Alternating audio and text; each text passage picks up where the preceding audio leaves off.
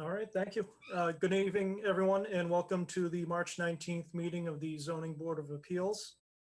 In accordance with the governor's order suspending certain provisions of the open meeting law relating to the 2020 novel coronavirus outbreak emergency, this meeting here tonight is physically closed to the public to avoid group congregation.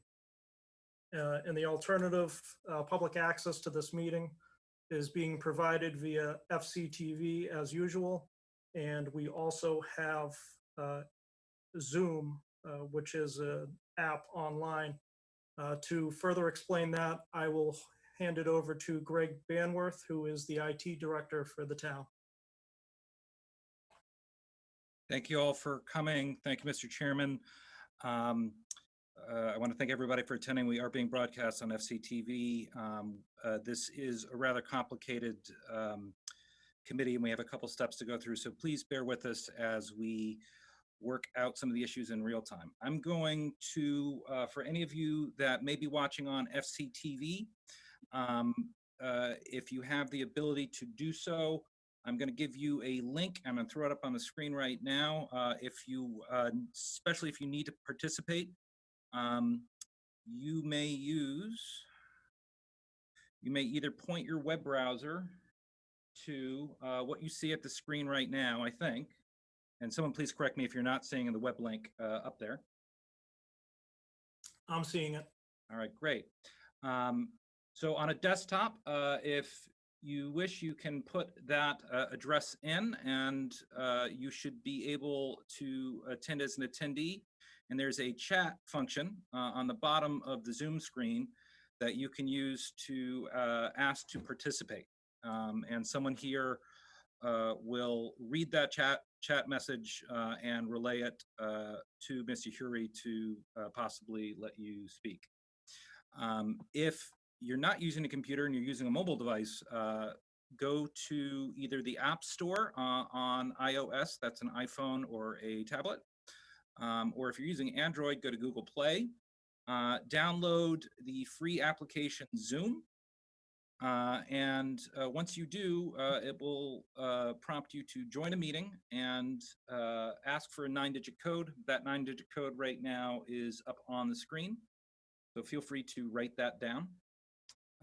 And you, again, should be able to attend this meeting as an attendee, and if you have any participation needed, type into the chat window that you would like to ask a question or participate. Thank you, Mr. Chairman. Thank you, Greg. And just so everyone knows, Greg will be standing by with us to help us throughout the evening. I'll go into the normal introduction of the meeting at this time. The Zoning Board of Appeals is charged with applying the zoning bylaws for the town, and we consider requests for special permits, variances, and appeals as provided in the bylaws, which have been approved by town meeting and the Attorney General's office for the Commonwealth. All decisions that the board makes are made through the public hearing process. The board's goal is to hear testimony from the applicants and from the public, and also to allow a full and fair discussion of the project prior to rendering a decision.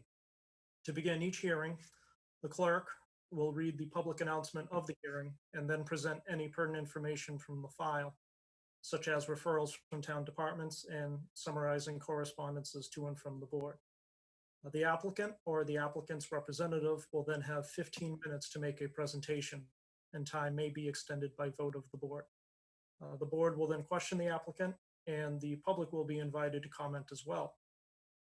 This evening, since we are virtual, we have modified rules regarding the public comment process. Real-time public comment can be used utilizing the Zoom virtual meeting software that Greg explained. So if any member of the public wishes to make comments, there is a chat in which you can type your comments, questions, and concerns. As the chair, I will read that into the record. And if there happens to be any questions, we'll try to get them answered by the applicants or the applicant's representative. As always, we do ask that public comment be directed only at the project, and we also ask you to please refrain from making any personal or derogatory statements. A public comment can be an opinion in favor or in opposition, or it just might simply be a question about the nature of the project. As I said, with the online feature, you can type it in and we'll just have to wait in order for me to read it and get potential answers for you if anyone does have any specific questions. The board will then either close or continue the hearing if the board is satisfied that enough information has been presented by testimony and in the file to make a decision. The board, by motion and vote, the hearing will be closed. In the alternative, we may continue the hearing to a future date and time certain. After the hearing is closed, no more testimony may be taken. As for board discussion and decision, the board may then further discuss the project among ourselves and make a motion to vote. A denial or approval would be made and voted upon. Such a motion will include a summary of key findings and conditions. An affirmative vote of 4 members, which is a supermajority, is required for approval of motions on special permits, variances, and appeals. A split vote, such as a 3-2 vote, would be a failure to carry and would result in denial of the project. Under Massachusetts general law, if a special permit is denied, the applicant cannot return to the board for 2 years unless the project is substantially different. And with us tonight is myself, Bob Dugan, who is the board's clerk, Mary Berry, who is a voting member, Ed Van Kuren is a voting member, James Morrison is associate member. Also with us tonight is Noreen Stockman, our zoning administrator, Ashley DeMello, who is our recording secretary. I also want to say that Greg Banwith, who spoke earlier, is with us tonight providing IT support. Peter Johnson Staub, the assistant town manager, Town Bott, the town planner, and Frank Duffy, town council, is with us as well tonight. So thank you, everyone, for helping us out. Turning to the agenda for tonight, we have an executive session, public comment period. We have 3 continuations, 4 new hearings, and we do have items on our open meeting agenda. So up first, we do have executive session, and I would entertain, I should also point out that we, as a housekeeping note, will be asking for a roll call vote on every motion from board members in order to maintain a proper record. So with that having been said, we do have executive session now at 6:30. And would anyone like to make a motion as it pertains to executive session? Yeah, Mr. Chairman, I'd make a motion to table the executive session till at the end of the open hearings. And this is the executive session of Mewad versus Falmouth Zoning Board of Appeals to discuss pending litigation at the Housing Appeals Committee. Okay. Is there a second? I second. Second by Mary. Okay, we'll do a roll call vote. Bob, would you like to start us off? Yeah, Robert Dugan, aye. Okay, Terrence Hurry, aye. James Morse, aye. Mary Berry, aye. Okay, and Ed, do we have a vote? Thank you. Very good. Okay, so we are tabling executive session to the end of the meeting. Up next, we have public comment. This public comment is meant for anything that is not on the agenda tonight. So with that having been said, is anyone out there who wants to make any sort of public comment, something that is not on the agenda tonight? And I guess I'll just wait a minute or two to see if anyone types in on the webinar chat to see if there's anything. Mr. Chairman, this is Greg Banworth. May I have permission to speak real quick? Of course you do, Greg. Thank you, sir. If anyone does want to comment, I would ask that you please use the chat function in Zoom to flag that you need the floor. Thank you, Greg. Mr. Chair, if I might, just to further clarify, the way to find the chat function, it may be a little different for different interfaces, but you're looking for that chat icon. You click on the chat icon and you should see a window on the right. And then you simply type in and hit enter, and that will send the chat to the group. Sure. And I think I am viewing the chat. We have a previous message from you, Mr. Bott, and from an applicant's representative, Tim Santos. So if I'm looking at the right thing, I hope I am. That's it. You're looking at the right place. Fantastic.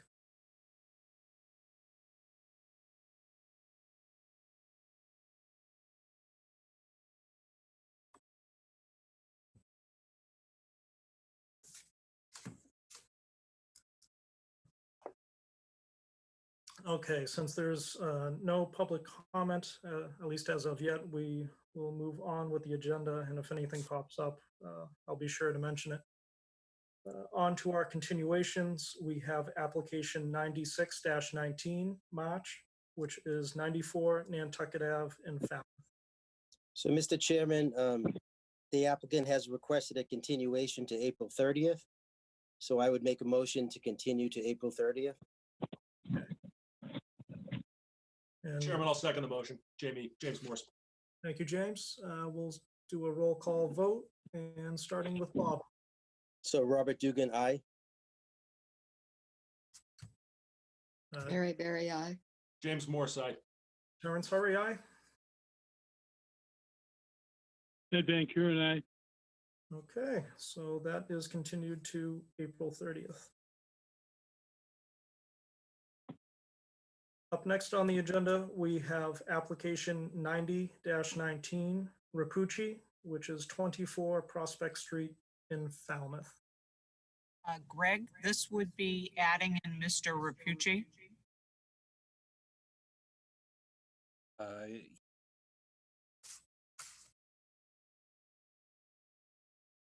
And we'll allow Greg the time to set up Mr. Rapucci.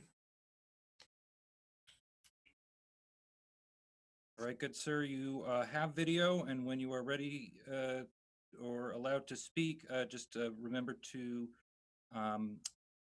toggle the mute button, which is in the lower left hand of the video gallery. And Greg, I have provided the PowerPoint presentation to you by email.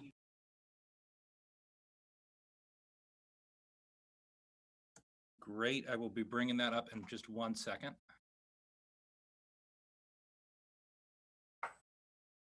All right, and Mr. Rapucci will just allow Greg to pull up that PowerPoint presentation on your behalf, but I just want to check in right now. You can hear me loud and clear? Yes, how is my voice? Very good, you sound good to me. Okay, so while he's bringing that up, I wanted to just, last time I presented here in February, there was a lot of concern from the neighbors about my project, and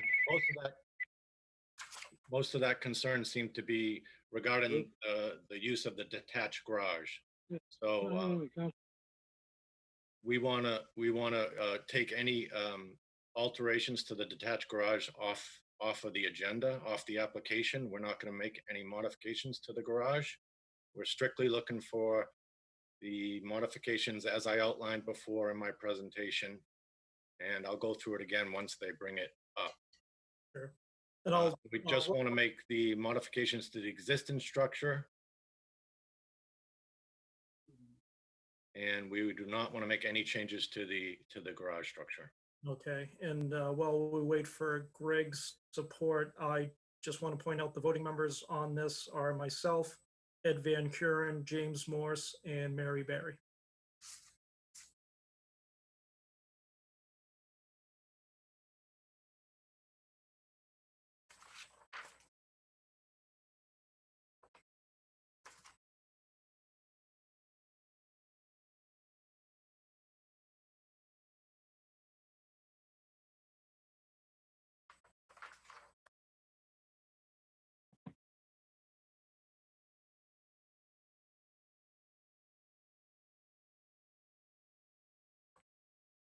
Everybody, just give me 1 second. We're just getting the PowerPoint over. Mr. Rapucci, do you have the PowerPoint on your computer at the moment? Yes, I do, as a matter of fact. All right, I'm gonna actually let you share the PowerPoint in 1 second. If you just give me a quick minute.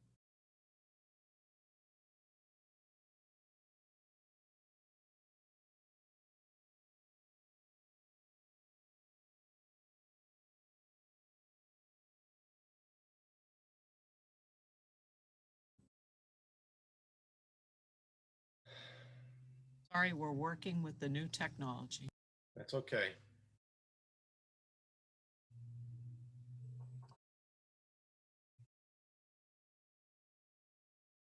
All right. Mr. Rapucci, if you could open PowerPoint on your computer. And Yep. once you do that, navigate back to the video screen. And when you're hovering over the video screen, you're going to see at the bottom where the icons are, a green button that says Share Screen. You're going to click that and then click the blue Share button, and it should share your desktop. All right, say it again one more time for me. Yep. So do you have the PowerPoint open right now on your desktop? I do, but if I open the PowerPoint, I can't see the video screen. Yeah, no, that's okay. Open the PowerPoint. Yep. And try to find the Zoom icon at the bottom of your computer. So bring back up the video. Well, I have to minimize the PowerPoint then to do that. Okay, that's fine. Perhaps I can just share my video first. Okay, so you want me to do share? Yes, sir. Share my screen? Yes, sir. Okay. Perfect. Now we're seeing what you're seeing. So, yep, there you go. You can feel free to put that in presentation mode, and we'll be able to follow along. Very good. Okay, so as I presented last time, my wife and I purchased 24 Prospect back in October. This is a two-family house. It's built in 1930. And I also have on the line, actually as part of the meeting, is my architect should be on the line, Will Roslansky, who I think some of you are familiar with. He's an architect down in Woods Hole. So the house is a two-family house. This was granted two-family status by this zoning board back in April of '96. It has 3 bedrooms, 2 baths. It's badly in need of updates. On the inside, the exterior is not so bad, but the inside badly needs updates, especially the bathrooms and kitchens. So it's a twin house to the neighbor's house, number 26. And as you can see, it does have a shared driveway. This is the back of the structure. There's one of our biggest concerns is there's no second egress for that second floor unit. And that's a safety concern for us. That second floor, you can only get in through the front door and there's no exit if you went up into that. And I think that's a considerable safety issue for anybody who would be staying there.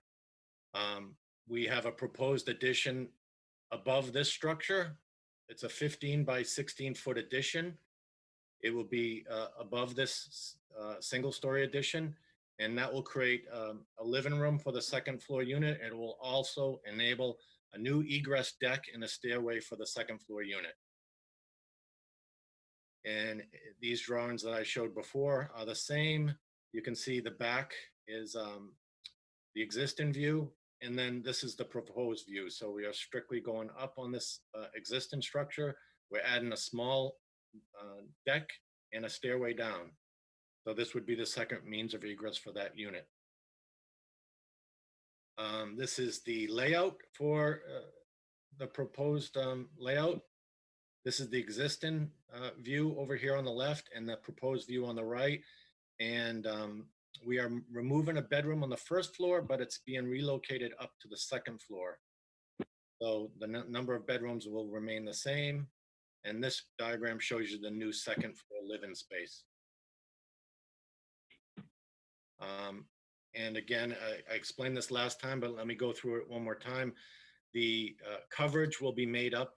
The new coverage for this deck and the stairway will be made up because we're greatly reducing the deck and the stairway on the detached garage. So to illustrate that, I've shown it here better. In the red is the existing deck and stairway, and the proposed deck and stairway you can see is much smaller. So that makes up for the added stairway that we're putting onto the main house. And again, this is the proposed view for the front. The front does not change at all. The view from the street does not change whatsoever. Again, my proposed changes, we did, based on the board's recommendation, we did look into the foundation for the back addition, and we found that it is not suitable for the second story. So we're going to have to re-pour that back foundation. And I've talked with my architect about that, and the plan will be to just excavate the property shy of the property line, install a foundation and backfill. And, there'll be careful cleanup each day, and every effort be made to reduce the impact on the neighbor next door.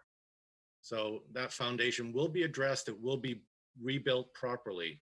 And we're going to be adding a new second story addition. We're going to be adding a new second story egress deck and stairway. And we're going to be replacing and reducing that deck, the garage deck and stairs, and relocating that first floor bedroom to the second floor. So in summary, that house remains, the house remains a 2-family with 3 bedrooms. And the new addition that we're going to add is going to improve the utilization of the second floor, and it's going to solve all the egress issues and eliminate the safety concerns. And as I mentioned last time, this coverage by structures actually decreases. We're decreasing it from 29.38 to 29.30. There's no changes required to the septic because it passed for 3 bedrooms, and there's no visual impact to the neighborhood at all. We're not altering the front facade. We're going to be doing general updates of the heating, the air conditioning, the kitchens and bath, and we think this will enhance the property and have a positive impact on the neighborhood. So we're trying to be, we're new to this neighborhood. We're trying to be good neighbors, and we're going to improve this property. So I think the board asked me to come back with a more palatable plan based on the neighbors' concern, and I think we've taken those off the agenda here by, we're not going to do anything to the garage, and that was the big source of concern for the neighbors. So that's all I have to present. Okay, thank you, Mr. Rapucci.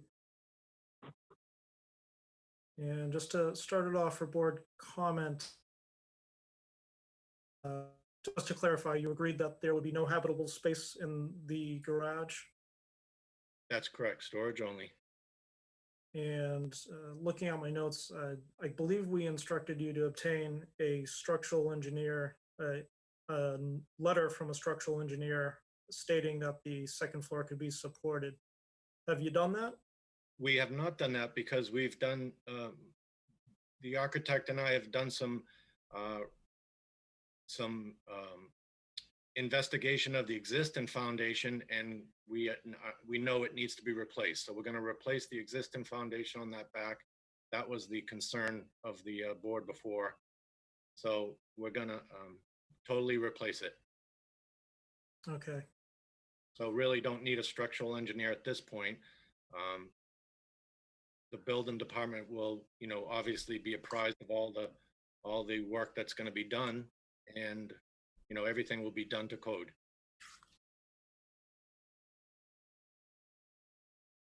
And do you have any plans showing the new foundation? I do not have any plans. They're in process, as a matter of fact. My architect is on the call, and he can speak to that. The architect was promoted to panelist. He is able to speak if he unmutes and if that is your wish, Mr. Chair. Right. Let's see here.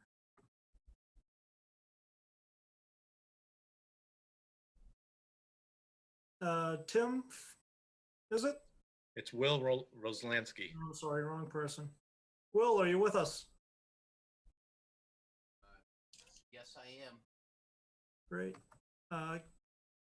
Can you speak to the new foundation that's being proposed for this project? Certainly. The existing foundation there, the footing only goes like a foot into the ground.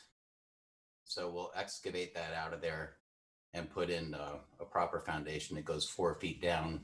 For all intents and purposes, it'll look identical to the foundation that's there. It might be poured concrete, it might be concrete block. It depends on which one seems to be the easiest to get in there. But it won't change in dimension or volume of the house. Okay, and when you speak to, will it maintain the same setback? Yes, So if I'm looking at the right spot, I think it's at 2.5 feet at that location. exactly. Thank you. Do any other board members have any questions?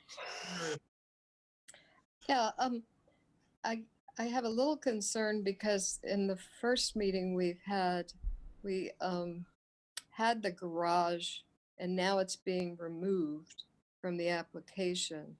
Is that an amendment to the application? Well, I initially submitted, my first application I submitted was with no garage additions at all. And then I submitted an amendment to the application with the changes. And so when I talked to Noreen about, do I need to resubmit any other plans? She indicated I did not need to resubmit any plans because the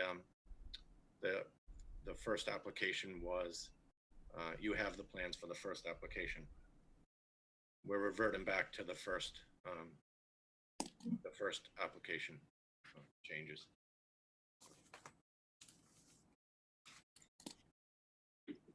I think part of the question here is with the removal of the garage from the proposal, whether that entrance is still going to be changed. The deck is going to be reduced on the detached garage and the stairway, as I showed in my presentation. And I think the neighbors were in support of that. They liked the idea that we were reducing the use of that structure. It has a large deck on it now, and now we're taking it down to a small 4x6 deck. It's actually even smaller than 4x6.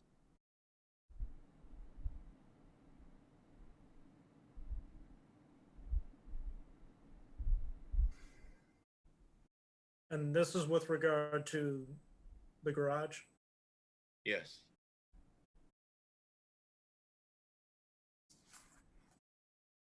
So don't the calculations for coverage change because of that? No, the coverage that I showed in my presentation is what it will be after we reduce the deck on the garage, the deck and the stairway on the garage. That makes up for the coverage that we're adding with the new deck on the main house and the stairway.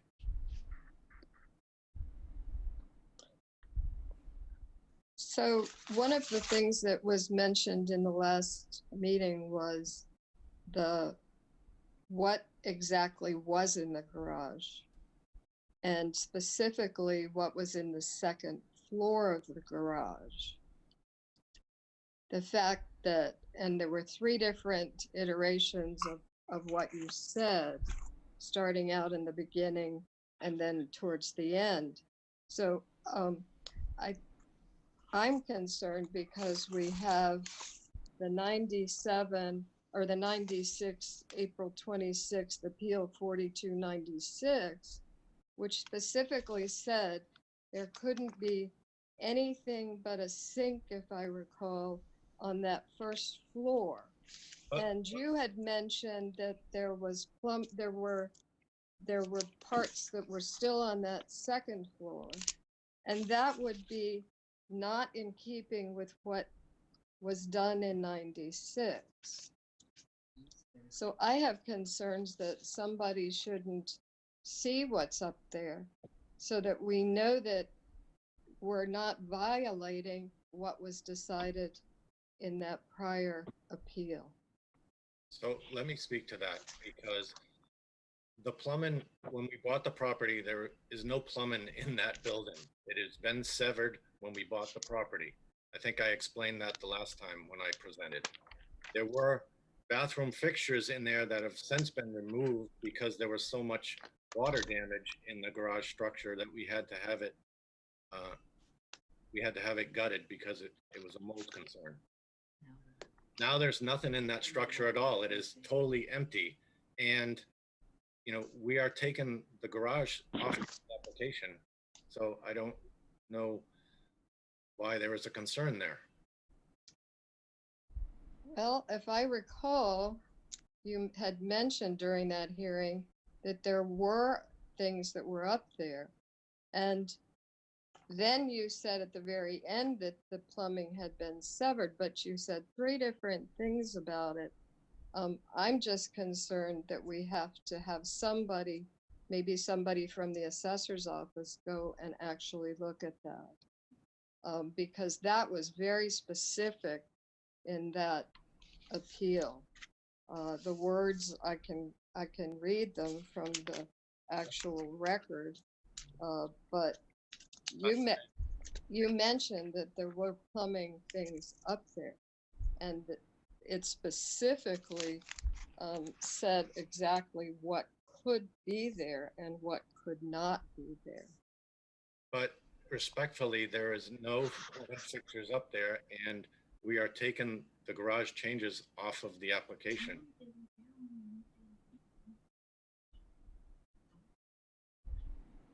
So I'm confused. I'm not sure where you're going with this, because we're not making any changes to the garage and there's no plumbing fixtures up there. If you're welcome to go up there and take pictures, but I don't think that should impact the decision.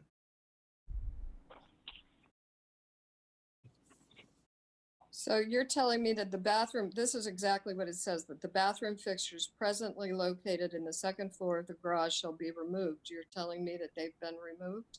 They absolutely have been removed. And is there anything on the 1st floor of that garage? Nothing plumbing wise. It's being used as a garage for tools and storage. Okay.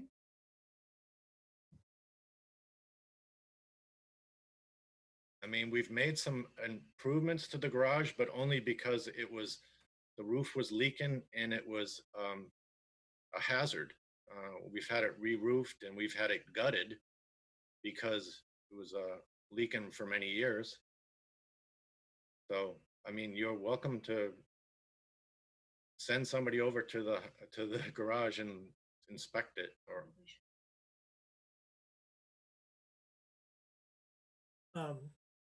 Typically with these applications, the ZBA doesn't really get into the inspection business, you know, with inspectional services or health or whoever that might be.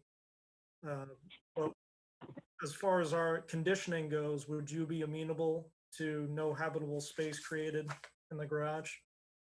well, yes, of course. And possibly, I believe you amended the application to state that there was no bathing facilities, no half baths, quarter baths, whatever that might be. That would be okay if we condition it that none of that would be in the garage as well. Yes. Mary, does that clarify everything for you? That clarifies that portion of it. Very good. Do you have any other questions? Not at this time, but I think I will. Okay. James, do you have any questions? Mary said just about all of my concerns. I may have additional questions depending on if there's any objections or public comment. Okay. And also on this application is Ed.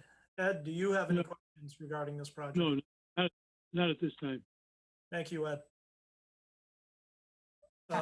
Chairman, I think the only general question I would have is where they're envisioning a change to the foundation on the main structure.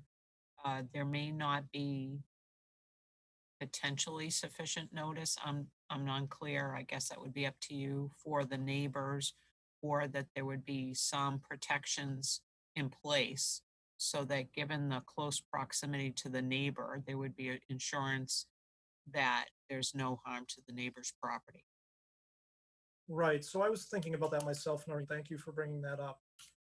Since the foundation is only 2.5 feet away, and Mr. Rapucci, I believe perhaps your representative can speak to that. What assurances can be given that the neighbors to the north, I believe, that they won't have any encroachment on their property, whether it be from excavating or anything else with that regard?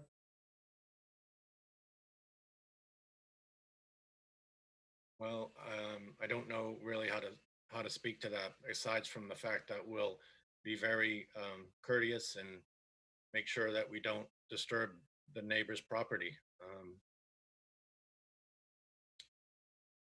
Bill's still on the line. I don't know if Bill could add anything to that.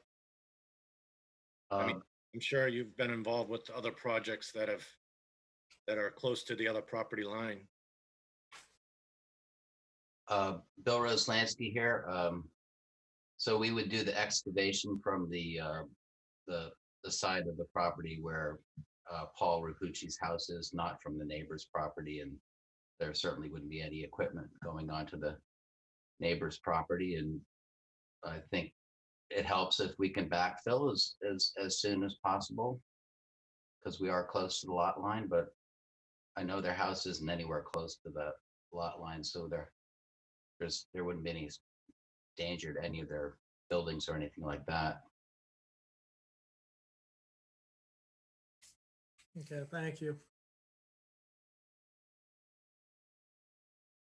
Mr. Chair, this is Peter Johnson Staub. There are a couple of comments in the chat room from Margaret, if you wish to entertain them at your discretion. Sure, and we usually, just for everyone listening, we do entertain public comment. We'll be you'll be asking the questions via the webinar chat.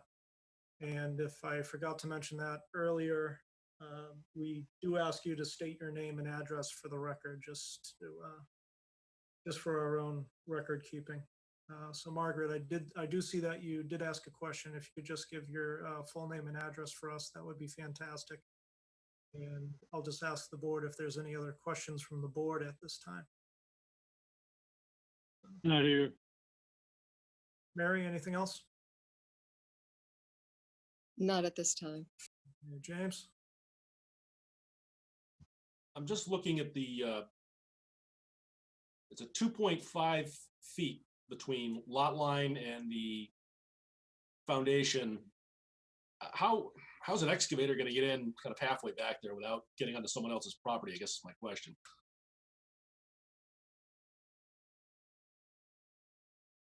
So my answer for that is we'll probably remove whatever parts of the structure we need to get to that earth.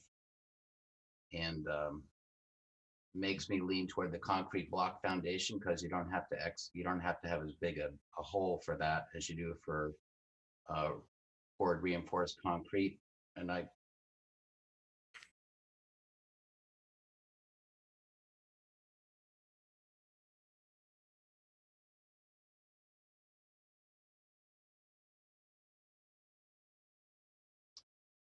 And if I'm reading the plans correctly, you'd be going over the existing septic in order to get to that space? yes, they'll have to negotiate exactly where that septic is and work around it.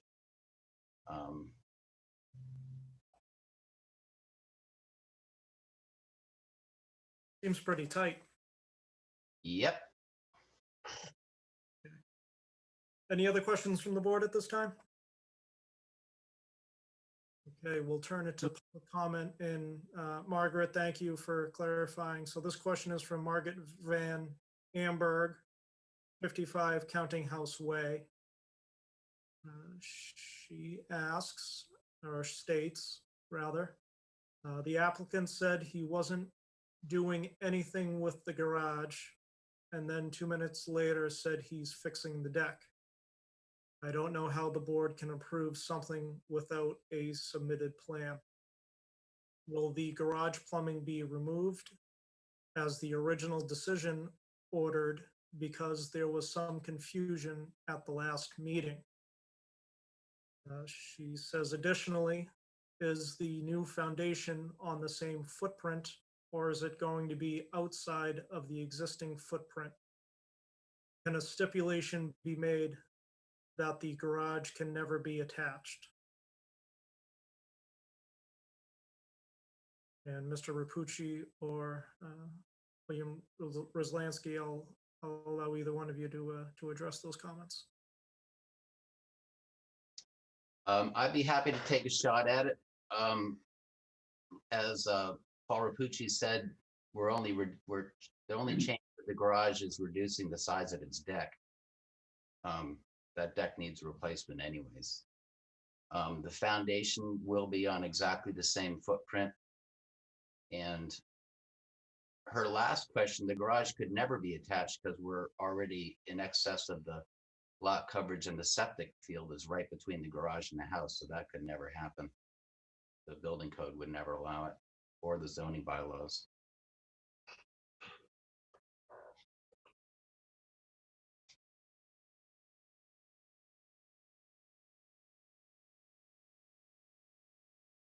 Okay, so as far as I see, up to this point, that's all we have for public comment. Back to the board. Does the board have any additional questions? None here. Mary? Yeah, I do. Hey, I went back and looked at the 96 appeal. And in the appeal, there are quite a number of things that are said at that time, because this was highly unusual to allow the two-family existing residential structure in this zone. And because of that, there were quite a lot of items that were added in condition. For example, one of them was that there be no home occupations or taking of any boarders. And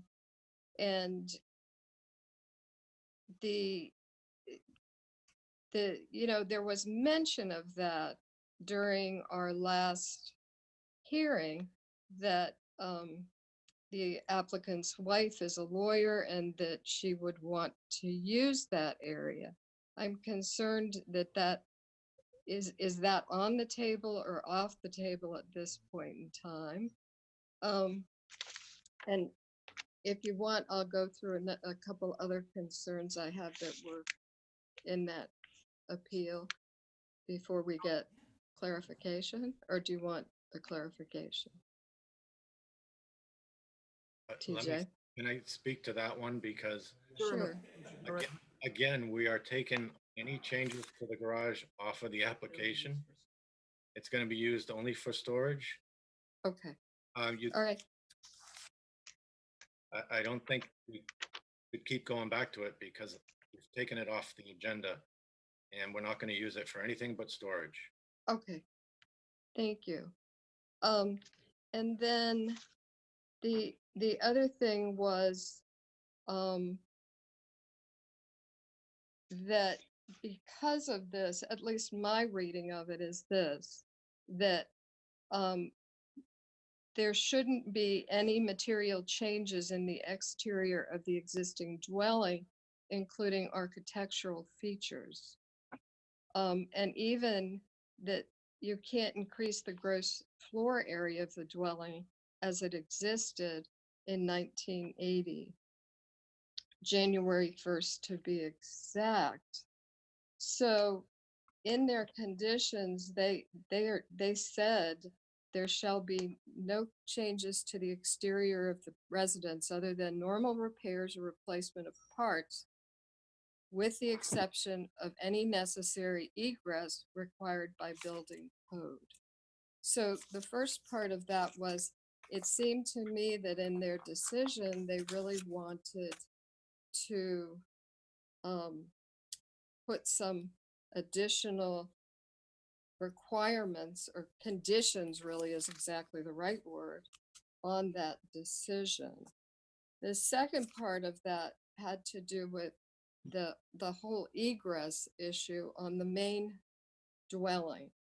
And it seemed to me there is an egress to the second floor on that side, that driveway side that currently exists.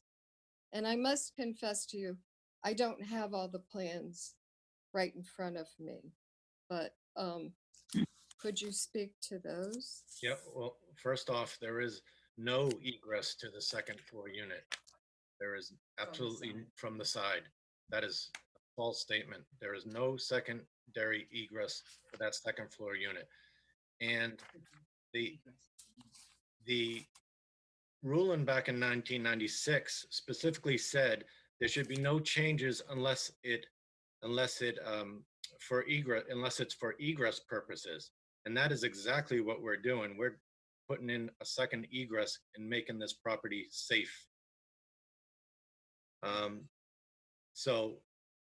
And again, this board can grant permission to do what I've stated I'm doing on this application.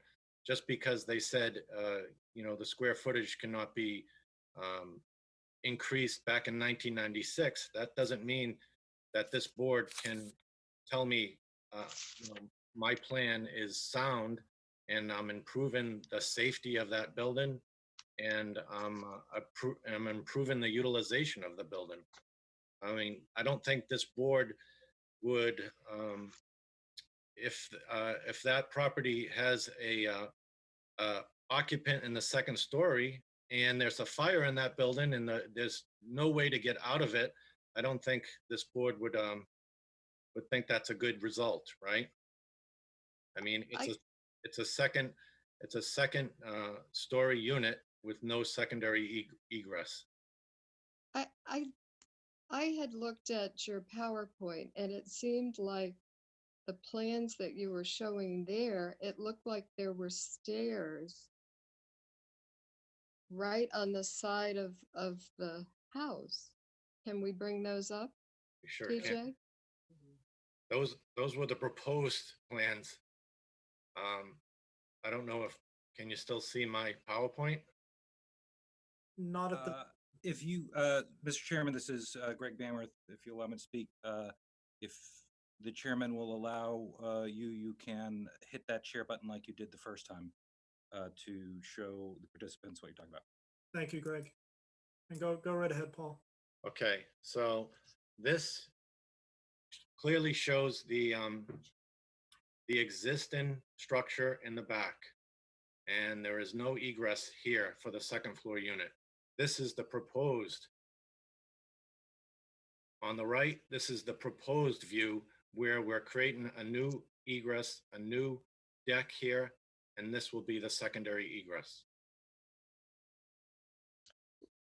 But in the one that's above this, that shows the plan proposed in the other one, where this little door is on the side here of the main structure, that one. You just went by it. That is one. basement door. That is a basement door. That Can goes I into- see the slide before this that shows those? No, not the next one. The next one. That one.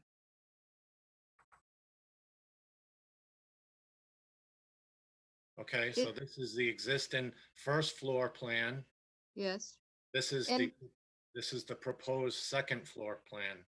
Okay, so this area where I can't point it out to you or anything, but on the existing view, where you have that doorway that comes in, and there's something that says up.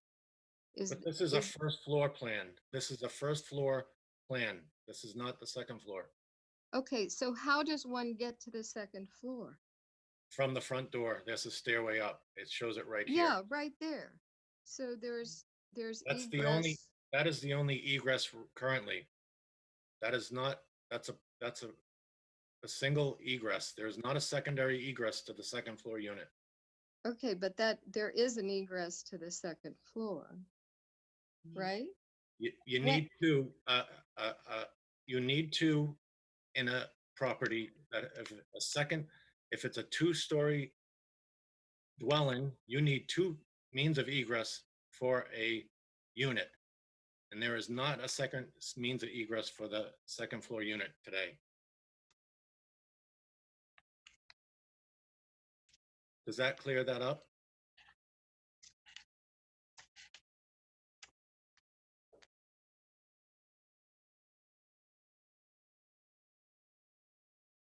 Mary, does that clear up the issue for you?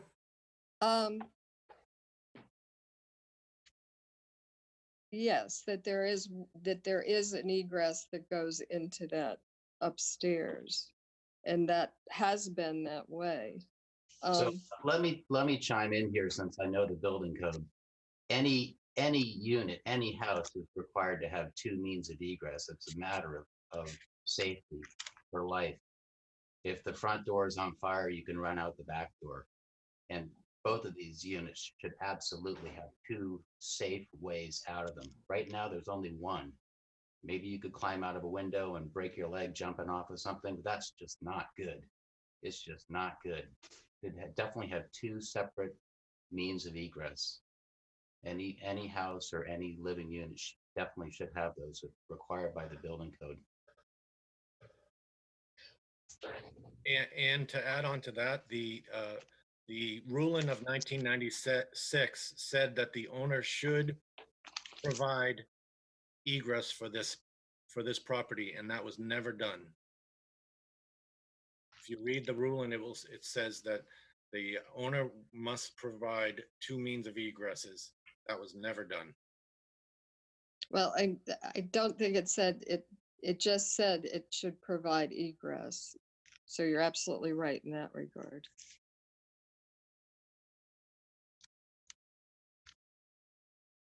Anything else? And go ahead. I'm sorry. Oh, I was just asking if you had anything else, that's all.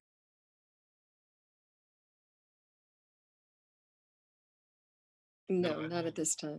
Oh, no issues. James or Red, anything? Nothing here. So let me just state one more thing for the board. You know, this property is badly in need of repairs. You know, we've bought this property, we're gonna improve it. I think we have a very good plan here to improve the safety of this building, both units, and to bring it up to code in many regards. The foundation we found is not, adequate. So my proposal is gonna address all these concerns with this building. We're gonna fix the foundation. We're gonna fix the egress issues. And I am not increasing the coverage. I'm actually decreasing the coverage. I am gonna improve the property and improve the neighborhood by the improvements that I'm doing. And we are gonna live there in this property. We are gonna live there probably year round within a few years. We're not going to be continuing the problems of the past that the previous owner had and the neighbors were concerned about. We're not going to have a situation like that. We're going to be living there. So I think it's a good proposal, and I've done what the board requested of me. I've scaled back and taken every aspect of the garage off of the proposal. And that was the biggest concern for the neighbors. And, you know, once the neighbors get to know us, I think they will like us because, we're new and they don't, I'm sure they're very concerned of the unknown here. So I think my plan is sensible and it's going to increase the safety of that property. Thank you, Mr. Rapucci. And I think it just might be appropriate to have board discussion prior to closing the hearing, just because the board did have some concerns the first night, and just by virtue of the virtual environment that we're in right now to conduct this meeting, I think it would be appropriate for the board to talk among ourselves regarding the project prior to closing the hearing and potentially coming to any sort of decision. So does anyone want to start us off? James, Mary, Ed? Well, I think he's addressed all the questions that we had.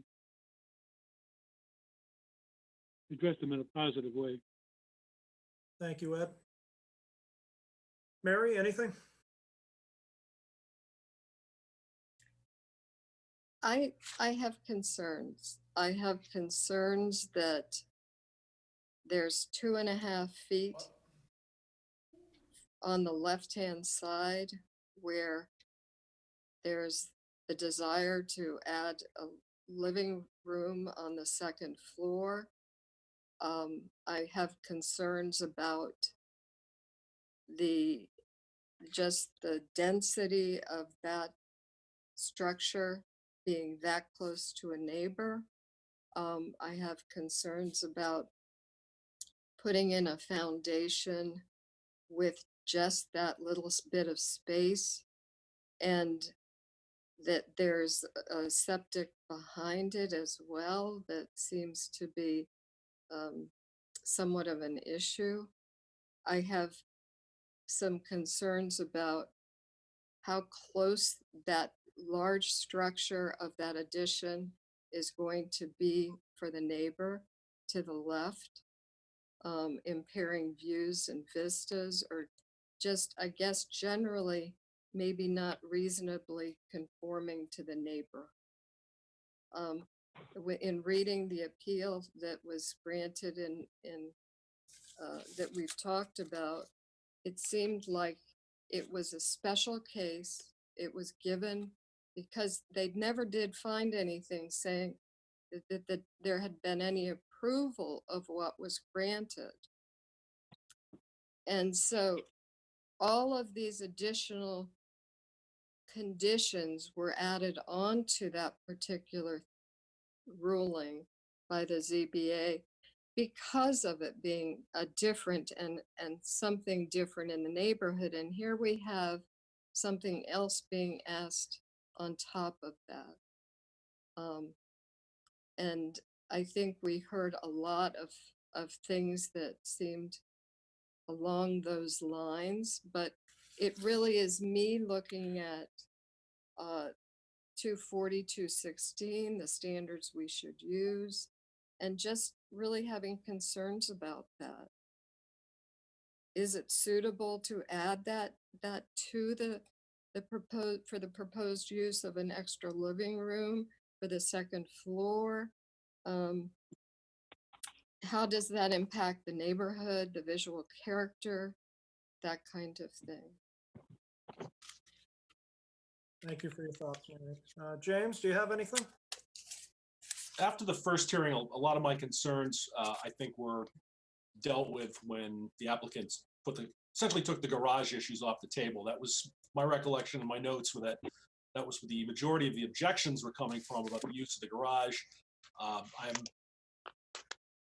think that the conditions that it not be used could be added that addressed a lot of those. I'm going to share also my concerns about the 2.5-foot setback and the foundation issues. We don't have a plan from a structural engineer yet if this is going to be feasible or not. So I'm a little concerned this would be highly disruptive to the neighborhood. Thank you, James. And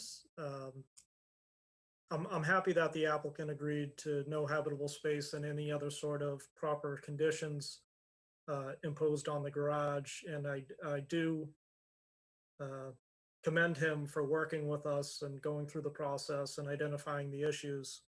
And I think with the board asking for a structural engineer's letter stating that the second floor could be built upon, I realize that he's trying to propose the best possible outcome for himself, which is identifying that the foundation couldn't support that second floor. And essentially they testify they'd be building that new foundation. But I think that raises new questions itself of whether it could be built within the 2.5-foot setback there. And I do commend the applicant for working with us, but typically we have revised plans in front of us in order to make a decision. And we're working on the old plans. And I know the applicant said that they do have the plans in progress, I think that he said tonight.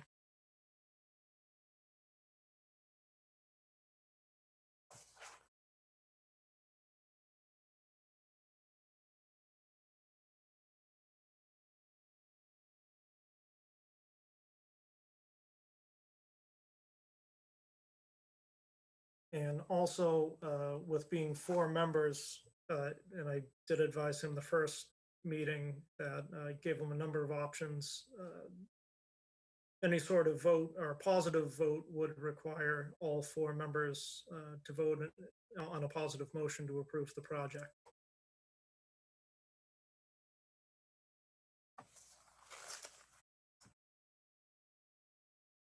But there's just one point, you could ask the developer or the owner, is if they're doing the foundation footings, if it only goes out a foot past the foundation, it gives you some extra room. Maybe just the detail of that might be enough to put everybody to ease. Thank you, Ed.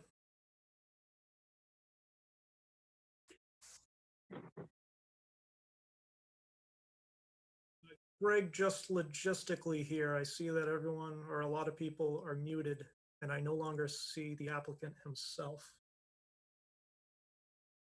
Yes, sir.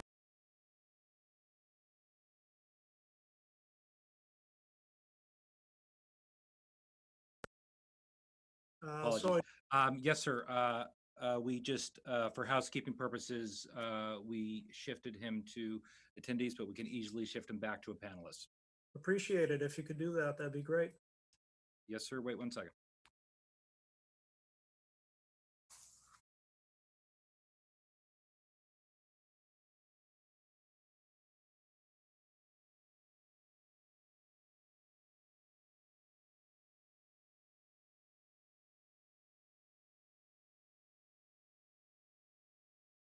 Thank you for the And patience. Greg, my apologies while you're at it. If you could add his representative as well, because I think he was taken off.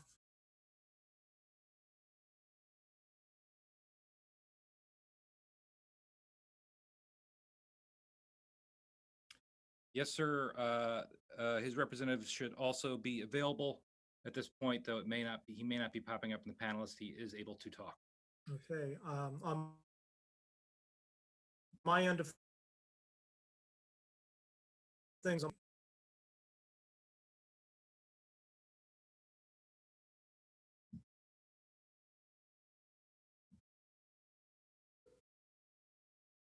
Can't hear you. yeah, Greg, I'm seeing a square that says Paul Rapucci on it, but there's no indication of a mute button or anything else. Mr. Rapucci, could you try speaking for us? Yeah, I'm here. All right. I'm gonna send you a video invite, so you should be able to start video again. Yeah, it says, okay, Thank you for your patience. yep. Hey, Mr. Rapucci, I can see and hear you. Okay, so the board is concerned about the foundation, is that what it is? And I mean, if we need, in order to, the back structure of the building, if it needs to be, taken down in order to pour the new foundation, that's what we will do. So we won't disturb the neighbor's property,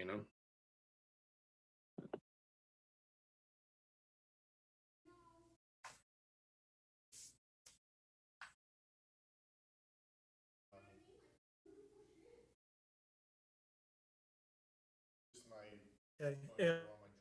And I do appreciate your willingness to work with us and identifying the issues with the abutters.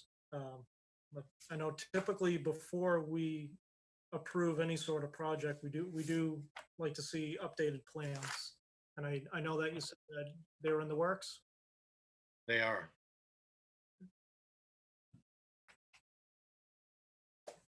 Mr. Mr. Chairman, I've got a question about notice to the abutter. It just seems that this is now that we're talking about excavation within 2.5 feet, has the neighbor been given sufficient notice? I mean, this seems to be a substantial change in the project. If an excavator suddenly showed up that I hadn't anticipated, I'd be a little upset if I hadn't received some type of notice of this. I just want to make sure that if this is approved, that the neighbors were given sufficient notice of this, or if this is something we need to table until additional plans and additional notification go out. Understand your concerns, James. Noreen, I'm just going to defer to you on that point. As far as the application stands now, I guess to this point it's been modified.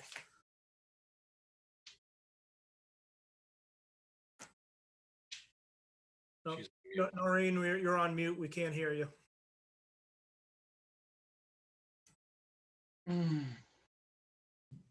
Sorry about that. I think the elimination of the garage is fine, and you would be able to proceed with the application in that extent. But I think that the change to the actual dwelling, where there's going to be some excavation, so I would assume then there may be some demolition perhaps of part of the existing structure as part of that. And I think the other maybe piece to this would be the septic system, because obviously if you are doing excavation on or over or near an existing septic system, that may, I don't know if that would require the replacement of a septic, or it seems like there's a number of moving parts here. And I would be tempted to certainly side with Mr. Morse in that the neighbors have not been given notice that there would be excavation, which would include presumably replacement of part of the foundation. So as far as this application goes, what would you recommend? Would it be another continuance? Would it be potentially a withdrawal and resubmittal to renotice the abutters?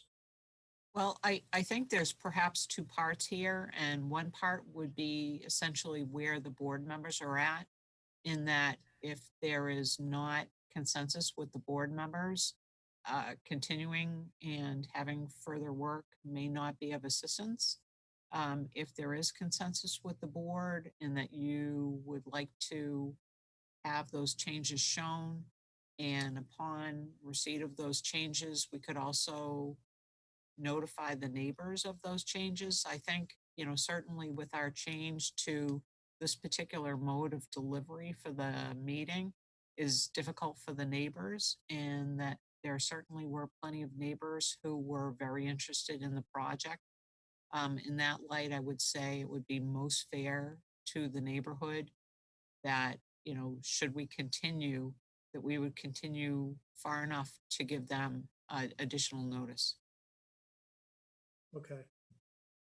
So just gathering a consensus of the board, how does everyone feel about that? I'll give you for a starter. I think we need to see the drawings for the foundation and how big the footings are. And the drawings could show that as they continue the drawings that they're working on. Is the footing going to be out 6 inches or a foot or 2 feet? That's a big difference in the excavation. I think we should see that, and we can show that to the neighbors, and they'll have a warmer feeling, I think, with that. Thank you, Ed. Mary, how do you feel? Well, I voiced my concerns. I would be more than amenable to looking at additional information. Not gonna approve it no matter what. Okay, thank you, Mary. James? James, you're on mute.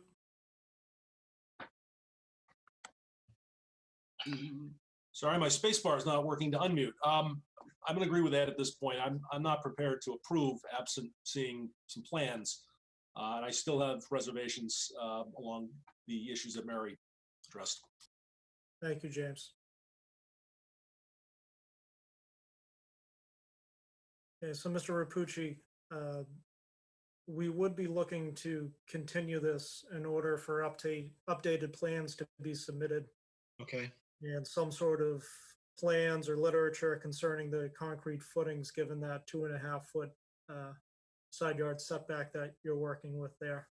Yep. And I guess we would need appropriate time in order for you to submit that to the board. And also, to Noreen's point, I guess, to renotice the abutters, because and I do commend you for working with us and modifying the project.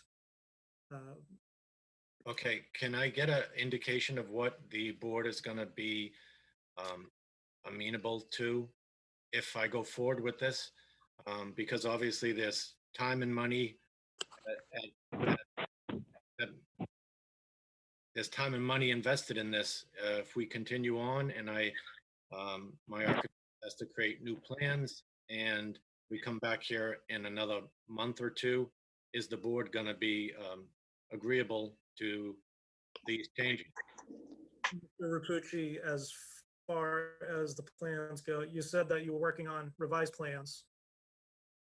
Yes. So I assume those would be the plans that you would submit that your architect is in the process of creating.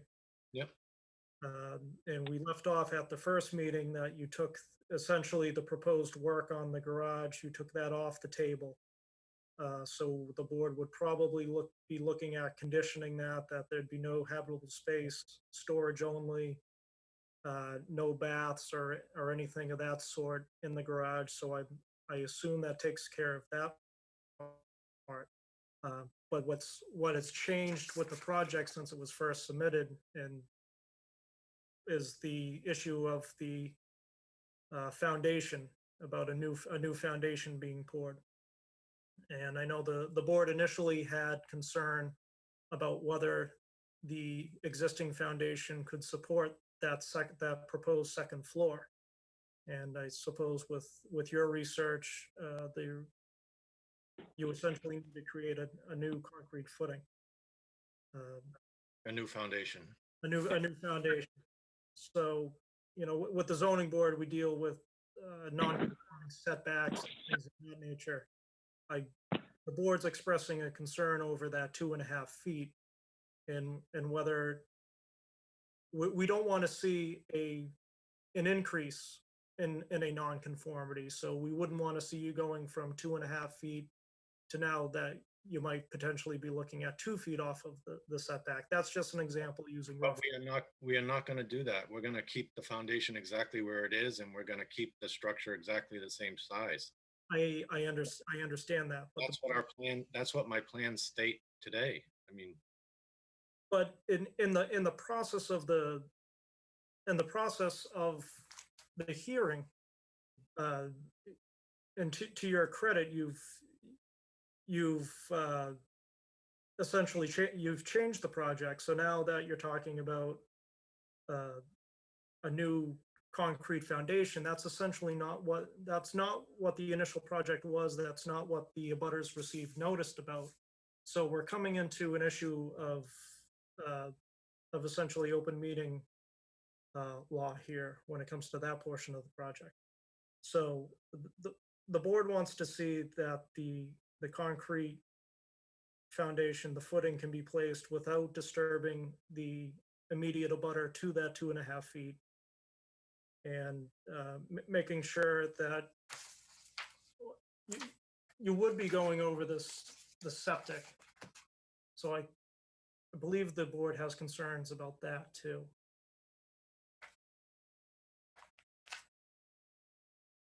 Yeah, I would agree. I had mentioned that. Ed? so if our Yeah. plans show no increase to the property and no effect on the septic or the setback, is the board gonna be agreeable to that? Essentially, I think we are, and I'll leave it to other members to chime in. Yeah, I would.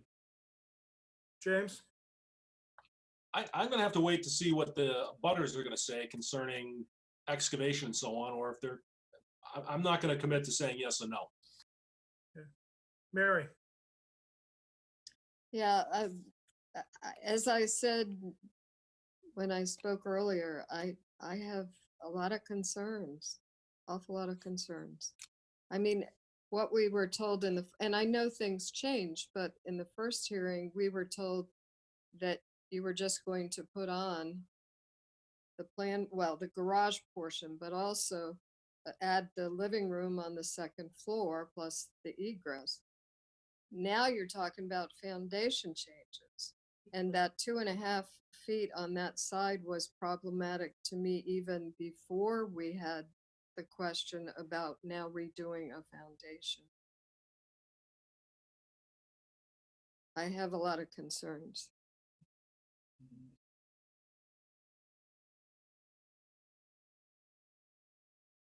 Mr. Rapucci, you understand where the board's coming from?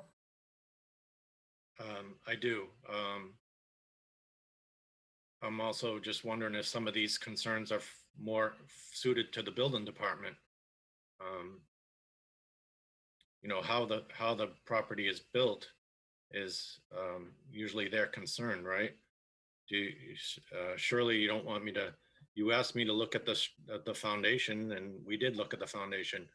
So it needs to be addressed, and we're gonna address it. Right, and to your point, the building commissioner's office or the inspectional services, they would express the same concerns as us right now. But especially dealing with that 2.5 foot setback, that's well within the ZBA's jurisdiction. I understand. Okay, so we would be looking for continuance in order for you to get us that material. Okay. I would defer to Noreen as to what date is appropriate. So we would be looking at revised plans, and in order to be fair to the neighbors, to explain about the detail with the change foundation, I would be suggesting a continuation to April 30th. Okay, Mr. Rapucci, are you available on that date? Yes, that's fine. Thank you. So someone would have to make the motion, and once again, we'll be doing a roll call vote. Mr. Chairman, I move that hearing number 90-19 Rapucci, 24 Prospect Street, Falmouth, be continued to April 30th, 2020. Okay, motion was made by James. Is there a second? I'll second it. Second by Ed. Roll call vote then. James, do you want to start us off? James Morse, aye. Ed? Ed Van Kuren, Mary? Mary Berry, aye. And TJ Hurry, aye. Okay, so that hearing is continued to April 30th. Thank you, Mr. Rapucci. Thank you. Thank you.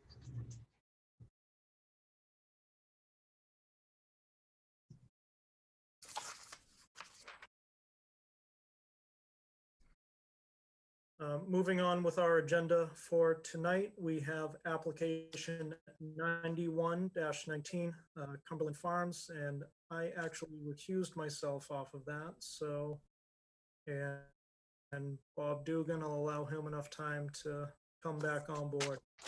So I'm back on. Regarding application 9119 for the board members, Cumberland Farms Inc. at 400 East Falmouth Highway has requested a continuance to April 2nd. So if somebody could make a motion to continue to April 2nd. Acting, Mr. Chairman, I'll move that we continue hearing 91-19 Cumberland Farms to April 2nd, 2020. And do we I'll have a second it. second? So main motion second it. by James and second by Ed. Continuation will go to April 2nd. James Morse votes aye.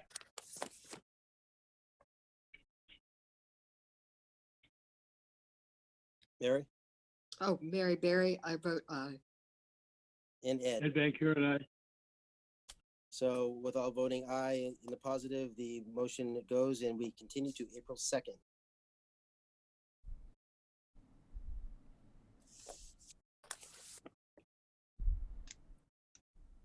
Okay, and I'm back. Thank you, Bob, for taking care of that. On to our new hearings for the night. Up first, we have application 5-20 Noonan, 183 Surf Drive in Falmouth. So application number 005-20. Oh, Being all persons, excuse me, I'm sorry. Can I interrupt for just one moment? This is for Greg. We are anticipating several people to participate in this hearing, which will include Kevin Clower and I believe also his client, Mr. Noonan, and he may have a few other people as well. Okay, I will usher them in, if that is all right, to the committee. Thank you, Greg. Noreen, could I ask you to repeat those names once more for me? Certainly. So it would be Kevin Clower. Excuse me, I've already promoted Kevin Clower and Mr. Noonan. They should be joining as panelists. Okay, and there may be another potential person or two, but they will so advise. so to open up the application number 005-20, being all persons deemed affected by the Board of Appeals under Section 11 of Chapter 40A of the Mass General Laws, you are hereby notified that Joseph and Mary Noonan of Norfolk, Mass. have applied to the Zoning Board of Appeals for a special permit pursuant to Sections 240-3C, 240-68D, and 240-69E of the Code of Falmouth to raise and reconstruct the pre-existing non-conforming single-family dwelling exceeding 20% lot coverage by structures on subject property known as 183 Surf Drive, Falmouth, Mass. For referrals, engineering, his application was reviewed for impacts to public rights of way and public utilities. Seagull Lane is a private right-of-way in this area. Any connections or alterations to public utilities would require permission from the appropriate town department. The project must not direct any stormwater runoff to public property, abutters, or public rights of way. A leaching trench is proposed for roof infiltration. We defer to the Conservation Commission for erosion and sediment control, as well as stormwater mitigation. This parcel's address does not conform to the town and state standards. Access to the lot is via Seagull Lane, and there is no access from Surf Drive. Therefore, the address to this lot must be changed to a Seagull Lane address. The applicant may choose from 1, 3, 5, 7, or 9 Seagull Lane. The change can be made at any time.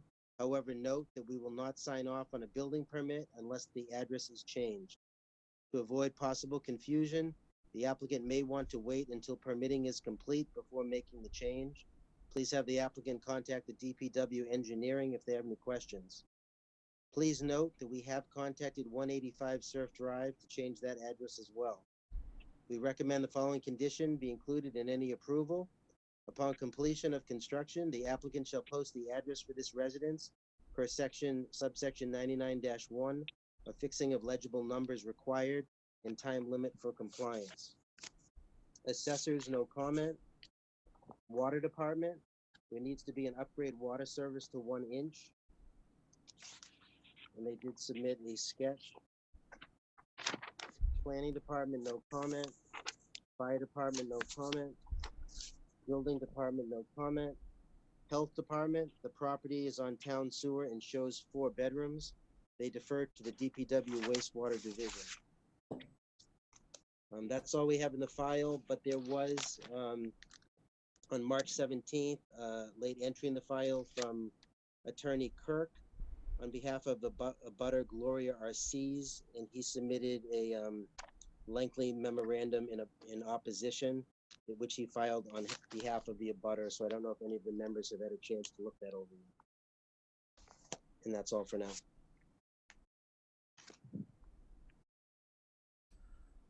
Attorney Clower, before you begin, and for the benefit of Greg Banworth, our IT director, can you identify anyone that may be presenting along with you? Yes, can everyone hear me all right? Can hear you just fine. Wonderful. The strange days we're living in. Mr. Noonan is also on the call, and he's joined tonight by Mike McGrath of Holmes McGrath and Greg Sarunian, the architect with ResCom. As far as any presentation goes tonight, Attorney Clower, do any of them, and this goes to Greg too, do any of them need to be promoted in order to show any sort of PDFs or any other sort of presentation tonight? I have my PDFs loaded on my screen, provided I can share my screen. And I also did send them to Ms. Stockman earlier today to make sure that they'd be with the board as well in case there was any issue with that. That should not be a problem, Mr. Clower, when you are ready to present. Great, thank you. Okay. Attorney Clower, whenever you're ready. All right, let's see if we can do this. Just in case you don't know, if you are, oh, no, you've already figured it out. Never mind. All right. Thank you, Mr. Chair, members of the board. For the record, my name is Kevin Clower. I'm an attorney with Ament Clower Law Firm here in Falmouth, and I represent the applicants, Joseph and Mary Noonan, the owners of 183 Surf Drive. As I mentioned, Mr. Noonan is joining us tonight, at least virtually, along with Mike McGrath of Holmes McGrath Engineering and Greg Sarunian of ResCom. I'd like to begin by saying thank you to the board members and to the zoning staff and the town administrators. I know that this week has been challenging for all of us, and it is, as I said, strange days that we find ourselves in. But the dedication and the ingenuity that's been shown is really, really something to behold. So thank you to all of you for making yourselves available and for the work that's been put into this, because I do recognize that this is a volunteer position. Let me begin by talking about the property. The applicants here are seeking to raise and rebuild the existing dwelling at the site. It's located between Surf Drive and Seagull Lane, located in the Residential C zoning district, and the entirety of the site is located within the VE15 velocity zone. As some background, the applicants purchased this property in 1994. It's been used seasonally, but they're seeking to make some changes to the dwelling as it's going to become their full-time residence, and they need it to be more useful and conducive to their family. Given the location within the velocity zone, the renovations do trigger compliance with the flood zone standards. They really have no choice but to raise and rebuild the structure. They're seeking to increase the size of the building to allow their family to make more practical use of it for the years to come. Pursuant to the building code and FEMA regulations, they're raising the structure so that all mechanicals and joists supporting the first floor must be at least 2 feet above the flood zone. This brings it to approximately elevation 17, which is just about 12 feet above grade. The existing structure, which is what's shown in the site plan in front of you, is a one-story structure with a footprint of just about 1,277 square feet. It's located on a lot of 7,603 square feet, and it's non-conforming to the setback to the 3-foot contour, being 9 feet where 50 feet is required.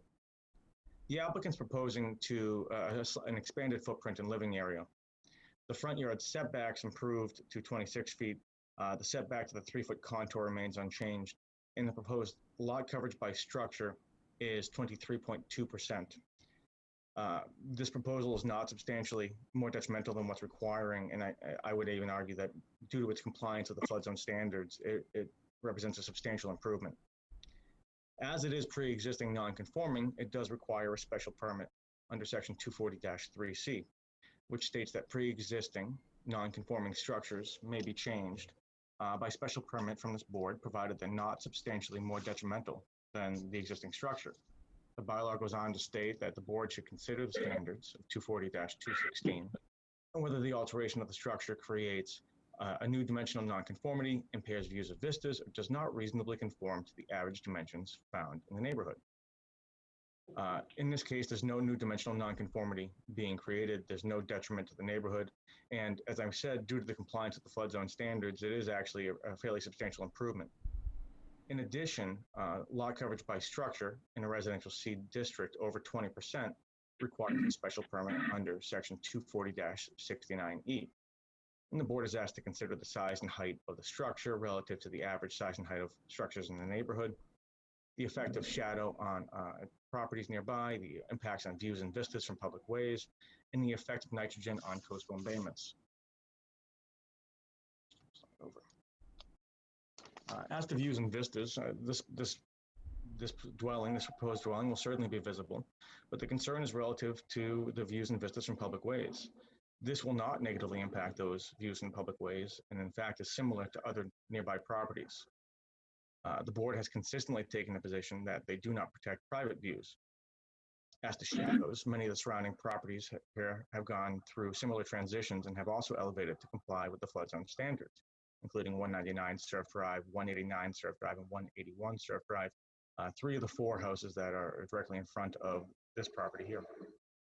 There is no effect on nitrogen on coastal embayments as the property is connected to the town sewer. And lastly, as to size, we did submit just recently a revised lot coverage sheet, worksheet that shows the nearest 26 dwellings within a 300-foot radius of the site. In order to come up with this calculation, we use the gross building area as provided by the assessor as well as the footprint. There's no mistake, this building is larger than what is there currently, but much of that change is due to the necessity of raising it 12 feet above the grade to meet the flood zone standards. In order to address concerns of massing, much of the first floor has been left open, supported by pilings, and the only enclosed area is the entry area around the stairs and access to the main floors. It's important to note that this really isn't the first property that's going to come into compliance with the flood zone standards, and it certainly won't be the last. This is a changing area, and the flood zone requirements are forcing more homes to undertake similar transitions. Of those 26 homes, all homes in the comparison are within either a VE or an AE flood zone. I think in looking at those, it's most appropriate to consider this project in light of other structures that have come into compliance. Of those 26, 6 are in compliance, and those are noted on the chart that we submitted and highlighted. The average gross building area of homes that are in flood zone compliance are 4,792 square feet, 4,792 square feet, which is far greater than the 3,500 that's being proposed today. Similarly, the average footprint of those is 2,534 square feet, well above the 1,763 square feet that's being sought. These provide the most direct comparison to the proposal and are really the properties against which this should be judged. But even if we look at just the 8 closest abutters, the average gross building area of those buildings is 3,311 square feet, which is just about the 3,520 that we're proposing. And similarly, the footprint of 1,715 square feet is almost exactly in line with the 1,763 square feet that we're proposing. Though it is speculative to say, I suspect that many of the properties of those nearby 26 properties will also be required to come into compliance, whether by virtue of a substantial improvement made by the owners or by damage from floods. Targeting back to the bylaw, the board is asked to consider those issues, but also to consider whether the proposal will have adverse effects which outweigh the beneficial effects. Here, there is a substantial improvement to the property. It's coming into compliance with the flood zone standards, and it's a use that's allowed there. There's no real adverse effects, and there's really a number of beneficial effects. It meets the standards of 240-216. From a public policy standpoint, we really want homeowners to be doing this, to bring properties into compliance, and in fact, we need them to. Compliance with the flood zone standards helps with the continued health and resiliency of the town and minimizes damage in the event of a flood. The applicants have taken every effort to do so in a responsible and efficient manner. For these reasons and given these considerations, I would ask that this board grant the special permit, and I'd be happy to address any questions that the board might have. Thank you, Attorney Clower. And just for the record, the voting members will be all voting members present, myself, Bob Dugan, Mary Berry, Ed Van Kuren, and James Morris. We'll turn it over to board questions at this time. And Excuse me for one sec. Attorney Kirk was also going to try to join us tonight. I don't know if Greg's able to locate him.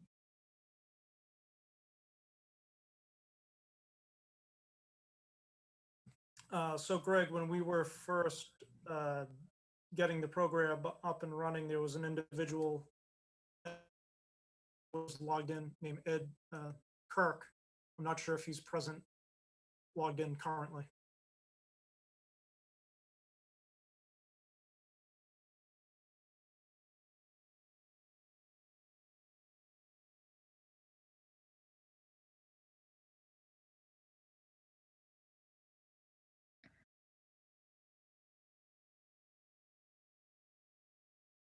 This is Peter Johnson Staub. I do see an Ed on the attendee list. I don't know if that's Ed Kirk. No, actually, I'm sorry. That's our panelist. That's Ed Van Kuren. Yeah. Okay. I'm just scrolling through the list myself. I don't see him. In any event, he had logged on prior to opening the public hearing process. We're doing some troubleshooting ourselves, making sure that everything was working. Attorney Clower, is Mike McGrath part of your team? Yes, and he's with Joseph Noonan presently. Okay, I have a note saying that he would like to speak. So I will defer to Greg in terms of. Thank you, Mr. Chairman. Okay. Regarding the two people talking about, I do have a mic in the attendee list. There is no last name. So if I'm going to allow that mic to talk, and if we could just check if that person could please tell us if they are Mr. McGrath or not, would be a good start. I don't see him speaking yet. As far as the other person, this is one of the technical issues that we are realizing kind of in real time, which is in our testing. It may not gracefully allow you back into the meeting. Just re-click the link if you're watching on FGTV or other means, and just put in a different name, and it should shepherd you back into the system. It's only if you were in before the meeting started at 6:30 and we had to manually remove you for testing. That's the only time that you'll need to slightly alter your name to re-enter the meeting. Should I speak? All right, Mike, could you please confirm to us if you are Mr. McGrath or not? Yes, my name is Michael McGrath. Great. I'm going to promote you to a I'm a panelist, so professional- if you wish to have video, you will be able to see and chat.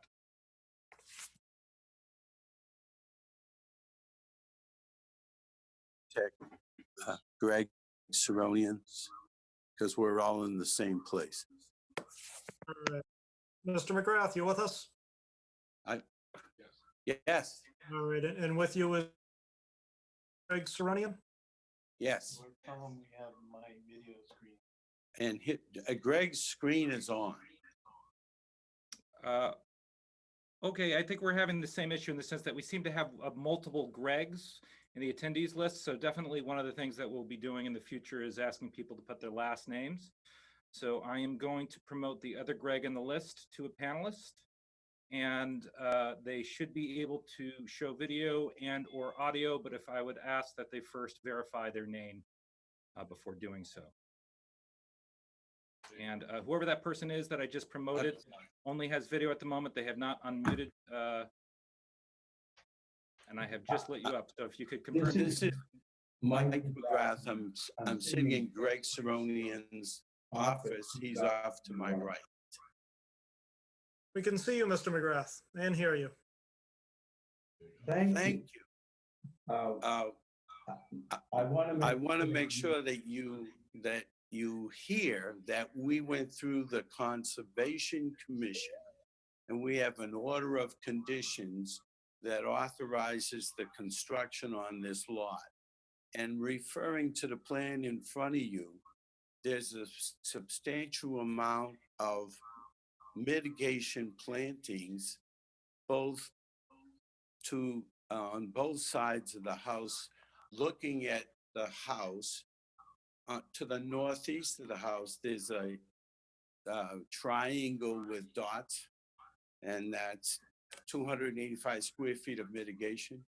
And then to the southeast, there's 1,425 square feet of mitigation plants. All along the top of the riprap is a limit of work, which is a staked silt fence and straw wattle. And when we went through the Conservation Commission, we were very conscious that there might have to be some dewatering. So if you look due south of the corner of the house, there's a dewatering basin, so that if we do have to dewater, the water that's pumped out of the excavation is put into this dewatering basin.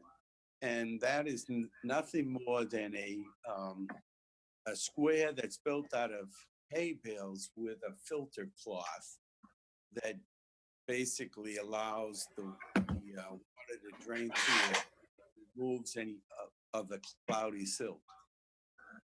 And we also put in a leaching trench for the roof runoff. So I believe that this is definitely an improvement over what exists today.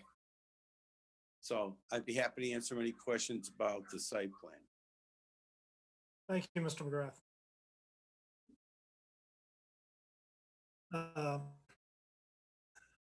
Attorney Clower, is there anyone else?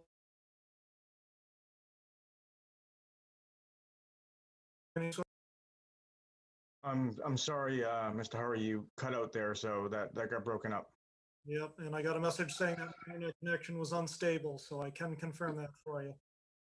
I was asking if you have anyone else on behalf of your team that was going to give a presentation tonight. If not, we'll turn it over to board questions. I don't believe so, but we do have people here who can speak to questions relative to architecture and engineering.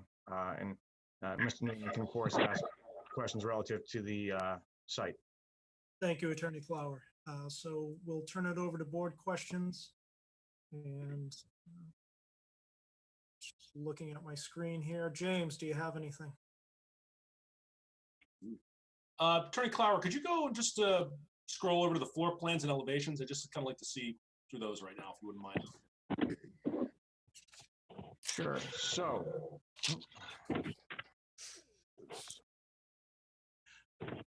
is my screen still sharing? Okay. So what we're looking at here is the ground level floor, and you'll see the enclosed area under the here where the stairs are coming up. We have the first and second floor plans as shown, and then the exterior renderings. The ridge height of the structure is 34 feet and I believe 10 inches. So I would fully expect that the board would request an as-built plan, which we'd be fine with.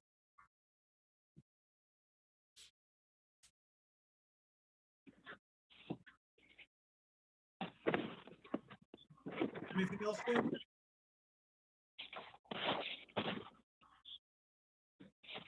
Attorney Clower, did you have opportunity to see the letter that was submitted in opposition to this project? I have seen it. It came in Tuesday, and as I'm sure everyone can attest, it's been a bit of a week. So I have reviewed it. I think it's fair to say I disagree with many of the arguments that Attorney Kirk sets forth. I don't think they're accurate.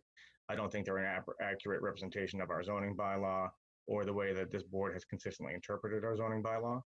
But I have not had an opportunity to write a thorough response to it, nor do I know if I necessarily need to, depending on this board's view of the project. Thank you. Just want to give you the opportunity to respond. Mm-hmm.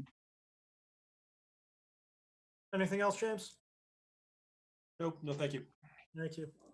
Bob, anything? So Kevin, you said that they, to kind of affect massing, they left the first floor open, but isn't that a requirement? Are you allowed to actually close in the first floor?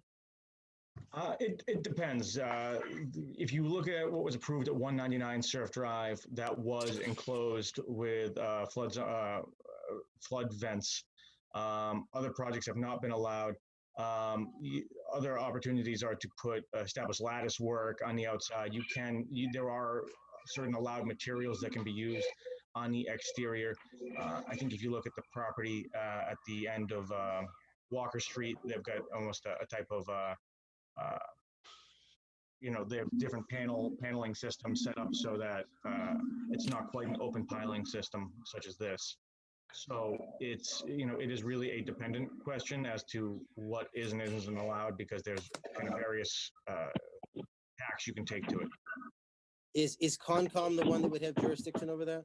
Yes. When I went to the site on the staking, I was a little confused on the staking. So where the overhang is shown in the deck, is it possible to get that area staked? Because it seemed like the stakes only went to the, they were almost like a squared off area. It didn't seem to match the plan. I will, So where you see like that part hexagon? sure. Sure. I will defer to Mr. McGrath as to whether or not what is and is not staked there. This is Michael McGrath. This is Michael McGrath. Can you hear me? Yes. Can hear you.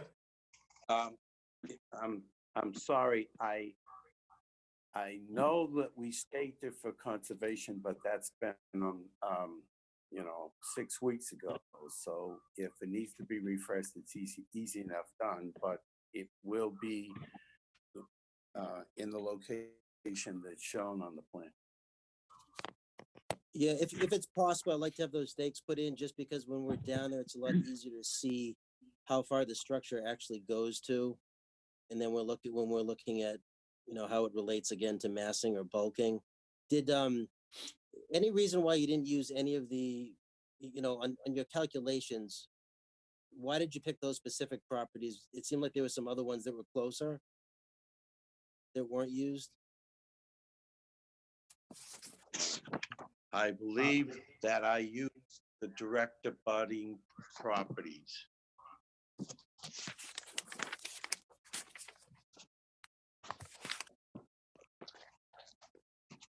Mr. Dugan, I would just note that in the comparison sheet that was submitted today, we did include all of the 26 properties within the 300-foot radius. Okay, so I don't have that here right now, so I might have it. And just a different basic question. How do you get in and out of the driveway at this house? When I pulled down there, the only way I could get out was to back into the driveway of 185.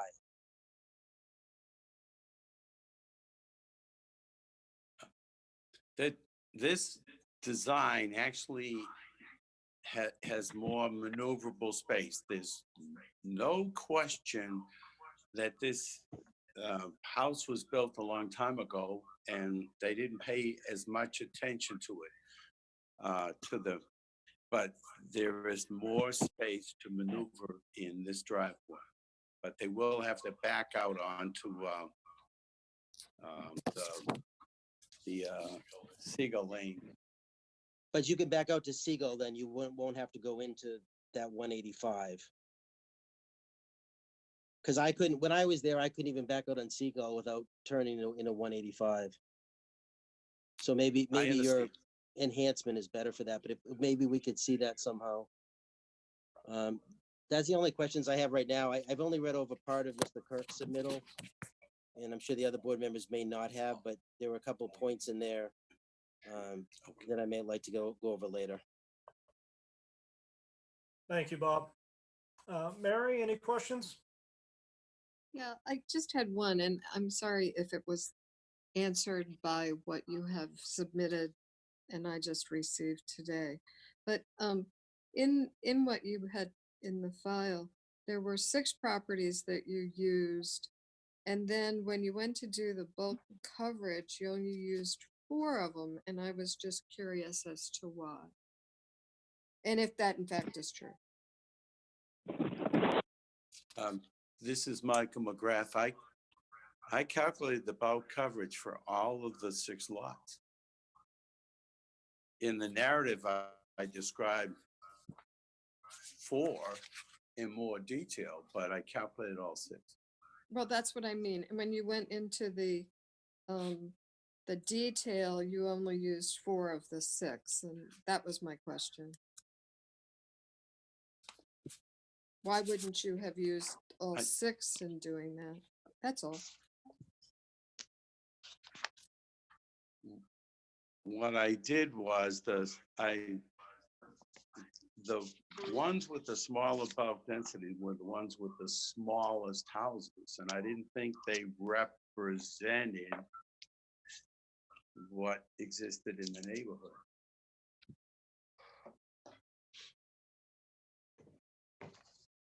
If I may jump in momentarily, just looking at what Mike had originally submitted, the average bulk does include all 6.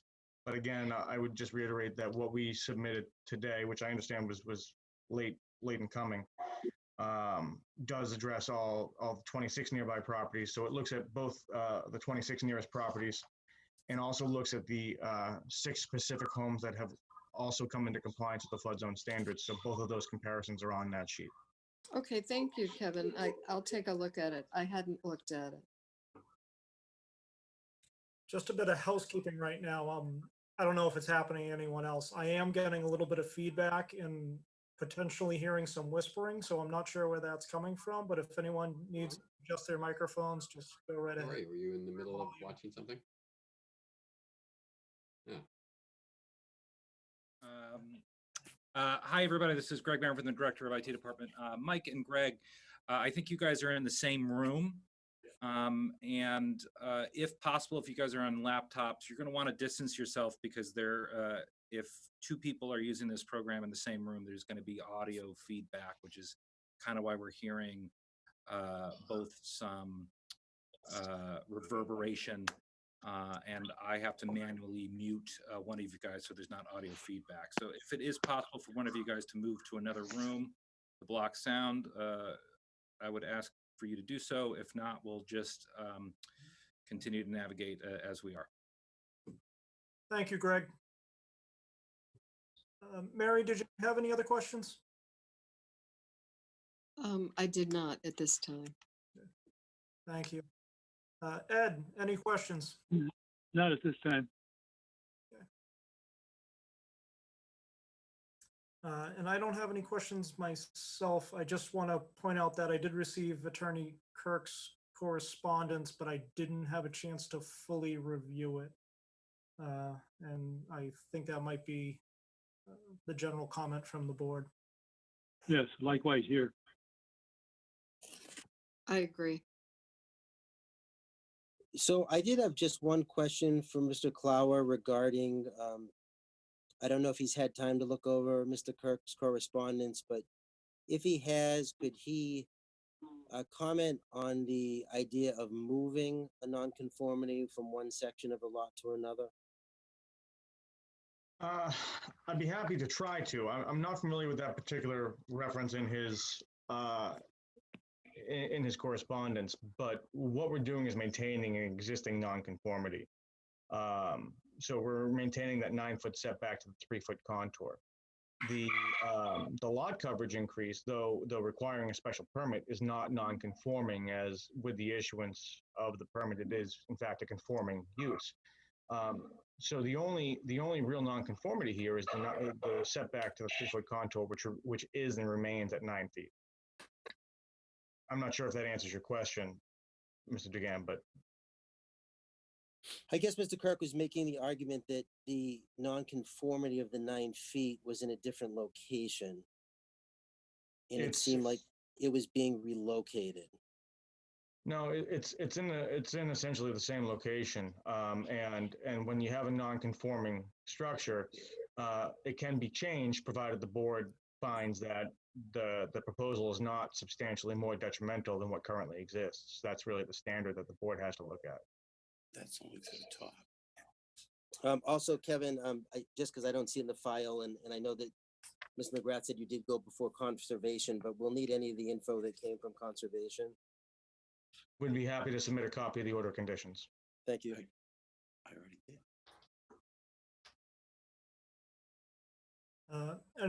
Any other questions from the board? Not I. Okay. We'll turn it over to public comment. If anyone has any questions, comments, concerns regarding this project, you can type your question or comment into the webinar chat.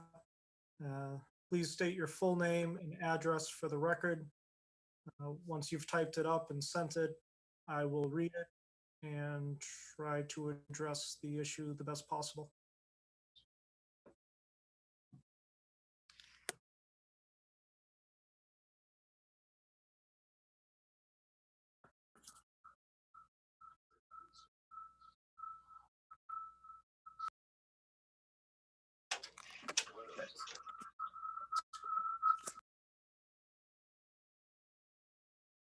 Mike, I'm just would ask you to please watch your audios because you're having a feedback loop, so I had to mute you.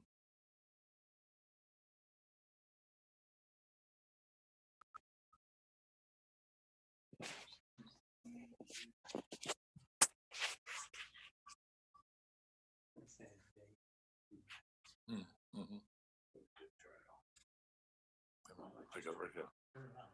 It's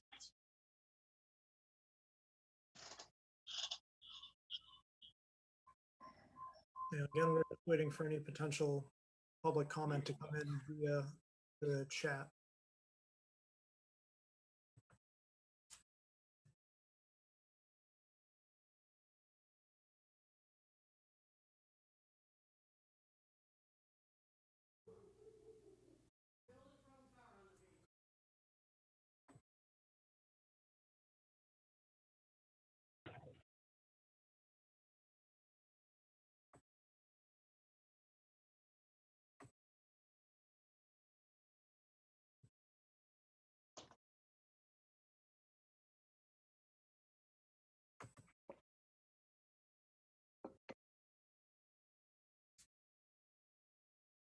All right, I haven't seen anything come in.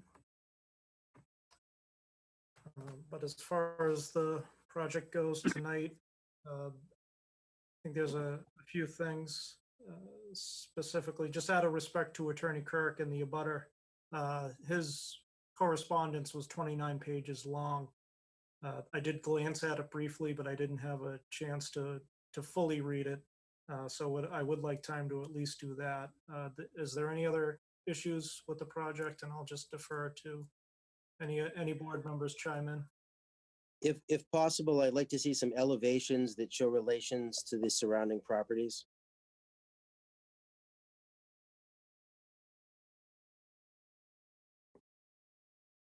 If we could get the Concom's decision and conditions circulated to the board, that'd be very helpful. Mary, anything in particular?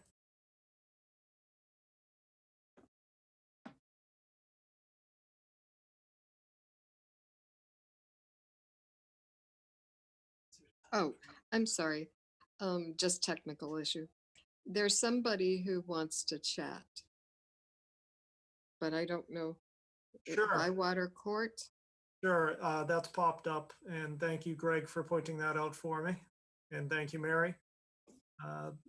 This is from John Mullen from 123 Bywater Court.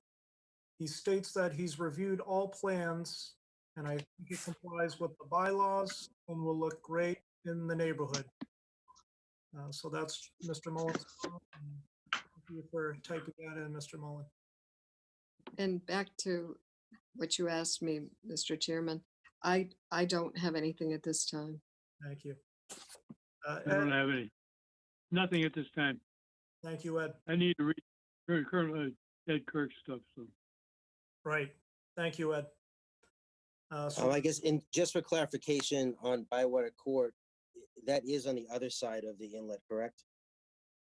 It's almost directly across the inlet from this property. Okay, thank you.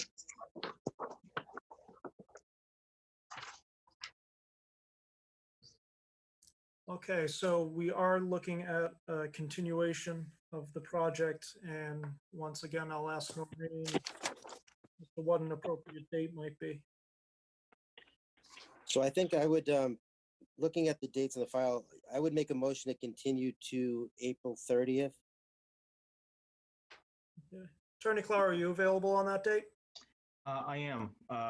Understanding the board has a lot of things booked up already. If there's a date sooner, we'd certainly appreciate that. But if not, we'll certainly accept the 30th. Yeah, so currently the 30th is our soonest date. Okay. it's an awfully full schedule.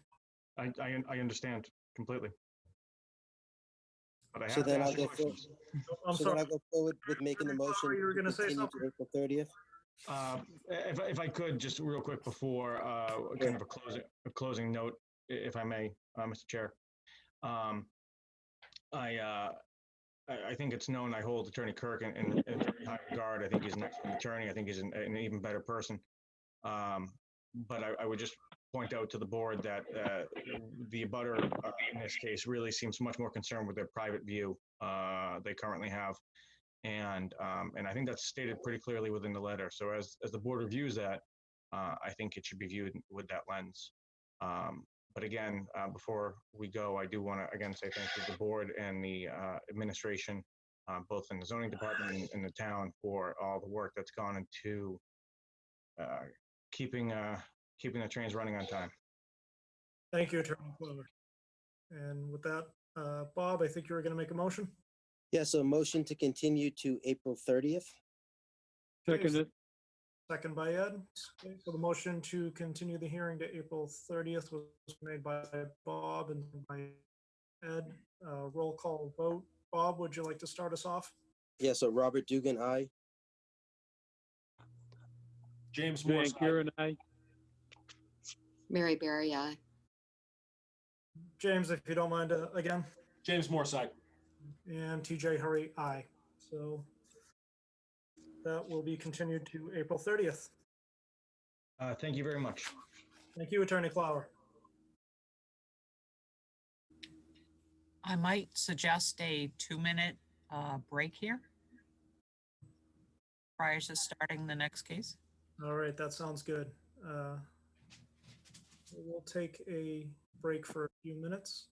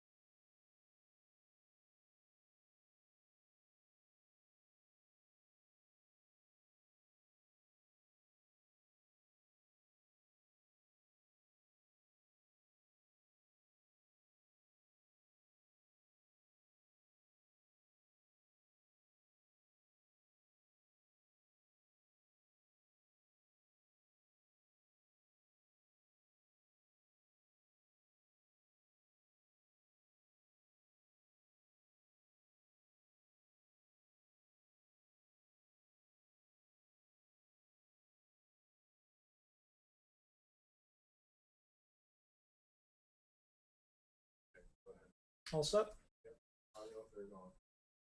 All right, and I believe we are back. Before we get into the next hearing, I just want to point out, in the spirit of open meeting and the public comment, there was a late chat addition, Frank Stepien, Stepien. He identified himself living at 185 Surf Drive. He said that he also wants us to know that he has no issues with the proposal. So I know we already closed the hearing and continued it to April 30th, but I just wanted to make sure that was said.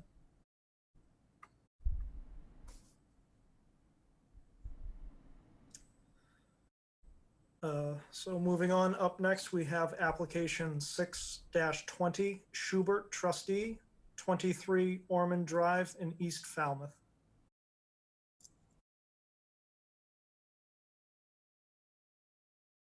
Oh, Bob, you need to unmute yourself. Well, that makes more sense. So it does. If you could stop from the top. So application number 006-20. Being all persons deemed affected by the Board of Appeals under Section 11 of Chapter 48 of the Mass General Laws, you are hereby notified that Arlene Schubert, trustee of Wacoit, Mass, has applied to the Zoning Board of Appeals for a special permit pursuant to Sections 240-69E of the Code of Falmouth to expand existing deck and living space and construct a front porch addition exceeding 20% lot coverage by structures on subject property known as 23 Ormond Drive, East Falmouth, Mass. For referrals from Concom, there's an attached order of conditions that was approved by the Concom. They are expecting the applicant to file an administrative review to amend their order of conditions to reflect the newer plan that is being submitted to the Zoning Board of Appeals.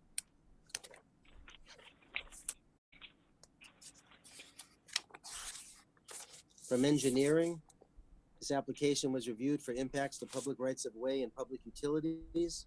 Ormond Drive is a private right of way in this area.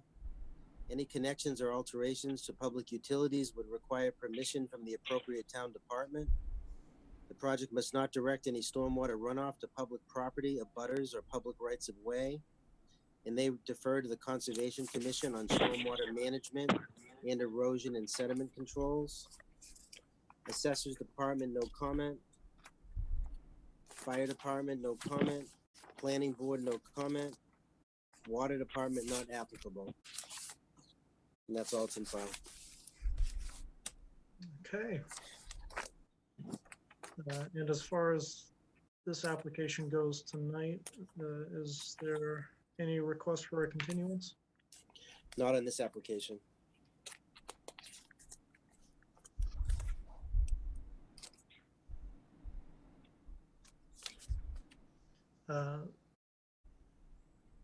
And Noreen, do we have any representative for this hearing?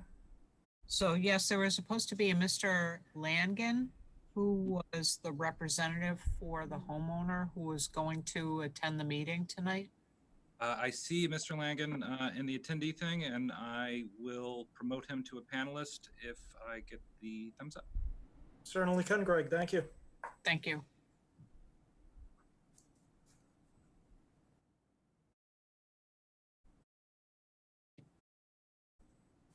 All right, sir, when you are ready, you can turn on your video and or audio.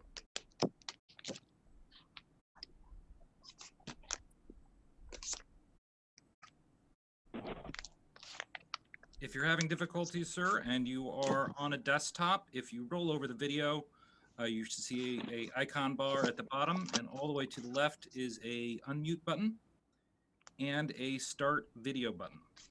If you're on a mobile device, just tap the screen, and we're seeing you coming up right now. So all you need to do at the moment is unmute. Mr. Lanigan. Yes. Are you with us? Okay, very good. Thank you. See you and hear you. Okay, great. Okay, well, I don't have any PowerPoint presentation. I was prepared to come meet in person, and I have submitted everything, which I hope everybody has copies of. But basically, in a quick summary, what the project is, it's a single family or a single story ranch, about 1,300 square feet over in Seacoast Shores. And the property was purchased by my client, and it's just in need of, it's been in disrepair. The house needs some severe updating and upgrading, had a failed septic system. So she had, prior to me being involved, did go through the whole Conservation Commission, and everything has been approved with that. And in regards to the comments that just came back from Concom, they didn't realize at the time they sent back those comments, we had previously sent them a revision, and we actually had a reduction in what were originally approved for. So there's actually a 129 square foot reduction in mitigation planting that would be required, and it was simply because of a math problem when they did the calculations on it. So we're not looking for anything outside of what has already been approved from Concom.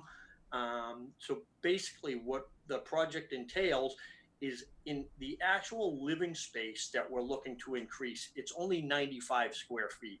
There's one small section on the back of the house. Basically, we're just looking to square it off where it is jogged in, and we're looking to square off the back of the house so that the increase to the actual square footage of the house is only 95 square feet. The rest of the percentage of increase we're looking for, which is 5.2%, is all deck area. So, Mr. Langen, if you don't mind me interrupting you, Ashley DeMello, who is part of our zoning staff, indicated to me that she has the plans, and I think she's queuing them up right now as we speak. okay, You should see them. Yep. yep, I see them pop up. Fantastic. Okay, yep. So if you can see the front elevation, basically on the right-hand side, we have the gable that you can see. That area, which is on sonotube, so basically that is just a front porch. So that is one of the areas that we're adding to the footprint. It's not actual living space, but it's it's more for the aesthetics of the house. So we're adding that, which is 112 square feet.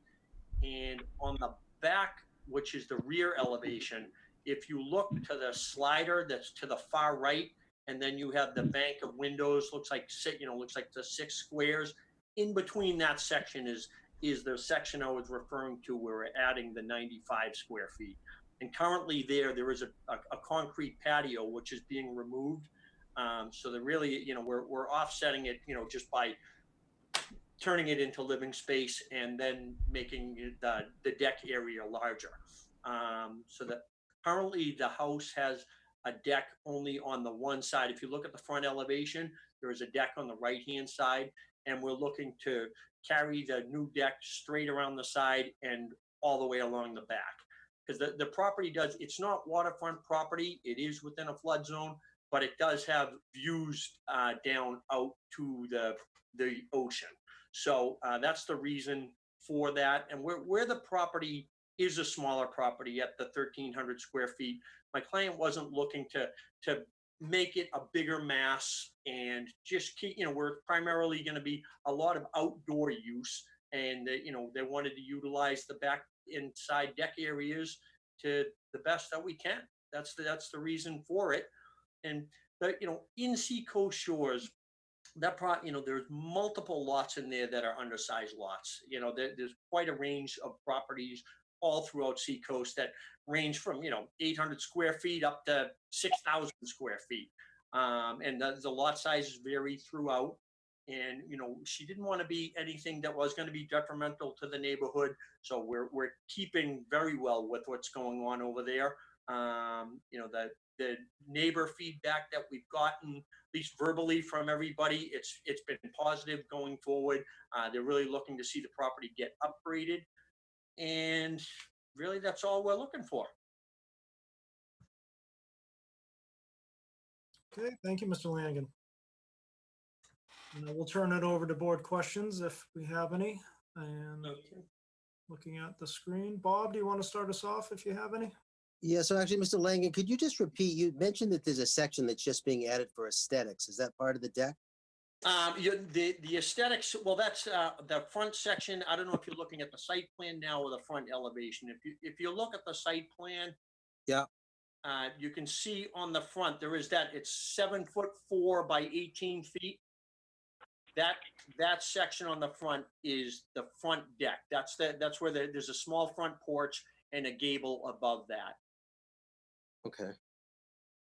Where your proposed coverage is at 24.9%?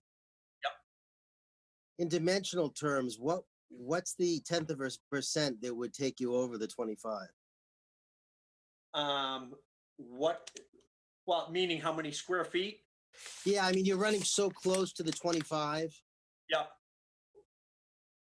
What would be the difference that would put you at the 25? It probably around 15 square feet, just shooting the number off the top of my head. And on the, you mentioned that it had some view possibilities there. Which side of the house are the view on regarding the decks? That would be, the view is on the south side, so the rear of the property and the west side. So if you look southwest, that Yep. goes right down out to the ocean. Or what would be, the income. Where the existing deck is now? Yes, you got it, correct. That's all I have for now. All right. Thank you, Bob. Mary, do you have anything? I don't have any questions at this time. Okay. James, anything? Any objections in the file, Bob?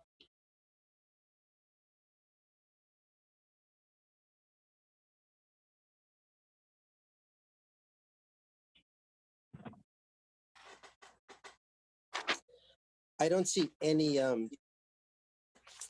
for or against in the file. I have no other questions. Thank you. All right. Ed, anything? No, nothing. All right. And no questions from me either. So we'll turn it over to public comment.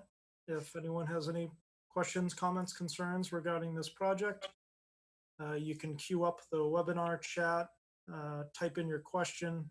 Please state your name and address for the record, and we'll see if your issue or question can be addressed.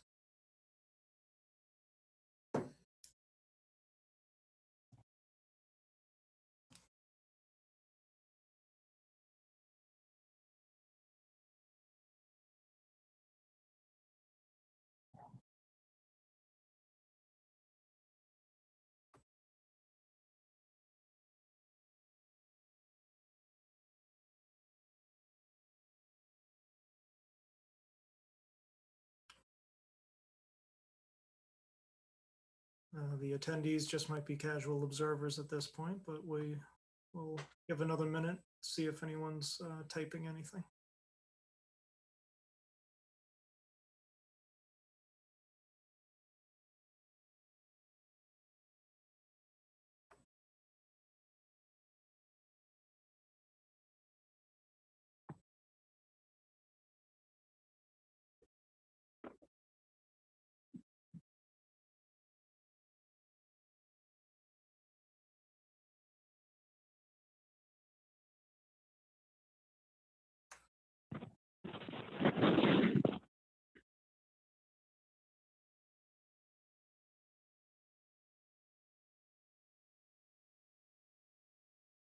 All right, I am not seeing anything in the group chat.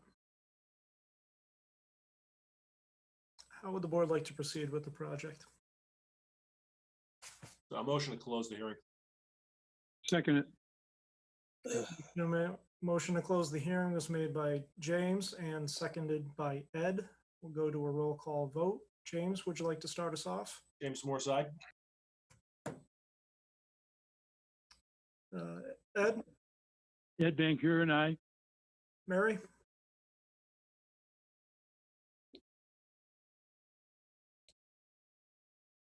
Oh, Mary, you're on mute.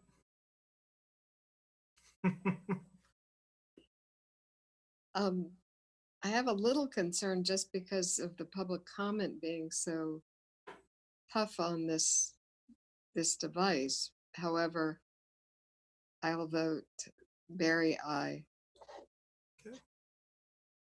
Bob? And then in this case, I would vote no, only because there's bulk calculations in the file. I haven't had time to review everything on the mapping. So I would actually feel more comfortable with continuing it to finish reviewing the file. The structure coverage at 24.9 is right at that 25%. And I think most of it is because of a deck issue that could be reduced somewhat. And it's part of a deck that is not taking advantage of any kind of review. It's more of an aesthetic situation. So that would be my reason for wanting a continuance and not wanting to close the hearing. All right, so apologies, it's just an example of the virtual environment that we're working in.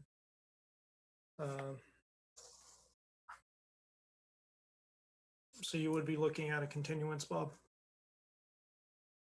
Yeah, I would be more interested in continuing to April 30th just to fully review the file. You know, in the situation that, you know, we're all in because of this emergency, the emergency situation with the state and national. It's very hard to review all the files with all the details that are in there, and the plan may be fine, but that 24.9 to me is very close to that 25%. And it wasn't a situation with living space on the structure. It's really the decking that's putting them over that close. And you know, you'd have to do an as-built anyways, but I would just like to look at the plan and see if it's possible for them to reduce the decking so they're not as close to that 25% figure, since it's not really being used for any kind of living space.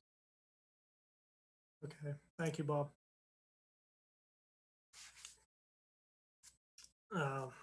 So Bob's basically stating that he would need more time to review the file and would be looking for a continuance.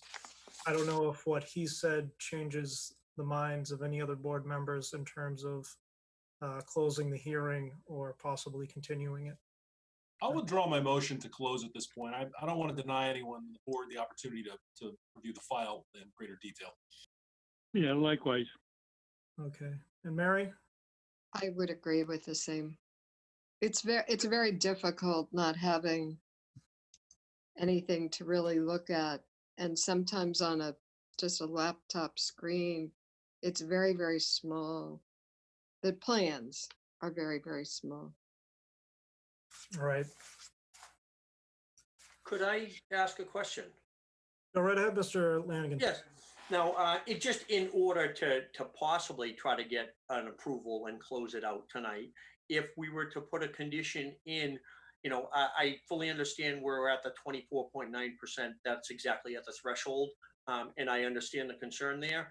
But if I was, you know, because I know I could knock, say, a foot off, say, the one side of the deck or somewhere along that line, if I could, without, say, having to reapply or, you know, really trying to take the formalities out of it, if we could change the number, you know, say a pending approval based on not exceeding, say, 24.8% or 24.7, what, you know, because I know I could make that adjustment, and I'm sure I could get my client to go along with it, but this way we could keep going with the project, basically, and you know, hopefully that would be enough to alleviate the concerns of being right at that threshold. And again, you know, we definitely are required to do the as-built because we'll need that for Concom also, and you know that will guarantee that we're not going to exceed anything. So I'd be asking if there is any way to avoid having to come back, and we could keep going with the project. Sure. I understand. Thank you for that, Mr. Lanigan. Just generally speaking, when it does come to making a motion upon any sort of findings and conditions, we normally require plans reflecting what's being proposed. So and that's great if you're proposing cutting off a couple of feet here or there to get yourself under an appropriate percentage. In any event, we would need the revised plans reflecting that. Bob, I don't know if that changes your stance on the issue. So I guess that might be something for them to look at, but regarding the continuance, I don't know about the other members, but I personally was not able to get out to this one property. And I would like to review it compared to what we have here in the file and see the surrounding neighborhood. Again, if we didn't have all the other issues that were going on these past weeks, I could have gotten out there, but I just wasn't able to. So I appreciate him trying to lessen that percentage, and either way, I'd probably be looking for a lessening of that percentage. But I personally would need the ability to go out there and look at it with the plans. I don't feel comfortable voting on it without. I always make site visits, and I couldn't get out to this one. So that's kind of adding to the fact that, we get a lot of our information emailed to us as best as possible through the office. It's not possible to send plans out. We have very large plans in this file that I could kind of go at now, but none of the other members actually have the opportunity to look at those. And like Mary said, it's very easy. It's nice to be able to see them on the screen and the displays, but it's very difficult. In the case of the format that I'm using now, when the display screens go up, I can't get the display screen off. I have to listen more to who is chiming in next because it stays on my screen. So for all those reasons, I still would feel more comfortable with continuing it. In the meantime, the applicant can look at reducing that percentage. And if they decide they want to reduce that percentage, they could add that into the file. And then we would all have that for the next meeting. Okay. James, Mary, Ed, how do you feel? Feel free to unmute and chime in.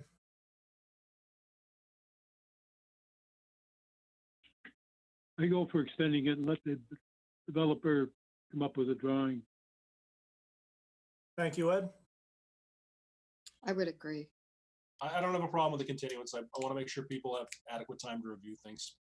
Okay. So, Mr. Langen, our apologies, but I think Bob's explained the situation. In any event, if we do continue, could you look into the possibility of shaving a few feet off and sending in those plans for the file? Yes, would that be something I could just make note on the existing plans, just so I wouldn't have to have an architectural plan done? I could say reduce, just kind of pencil it in. Would that be something okay? I'll defer to Noreen to that. Okay, and I can talk to her later, and whatever she needs me to do, I can go ahead and do. So that's I think you might actually have to just depict it on the plan, because it could change a setback or anything else that has to be reflected. okay. Yeah, I was going to say the issue with drawing on a plan is while that would demonstrate your intent, when it goes to the building department, they're going to need firm information, which would include lot coverage, et cetera. So at some point in time, you would need to have the plans updated to show exactly what your lot coverage would be and what your dimensions along your deck will be. Yep, okay. So like the other continuations, the available date that we have right now is April 30th. Okay. Mr. Lanigan, are you available on that date? Yes. Whether it be virtual or in person?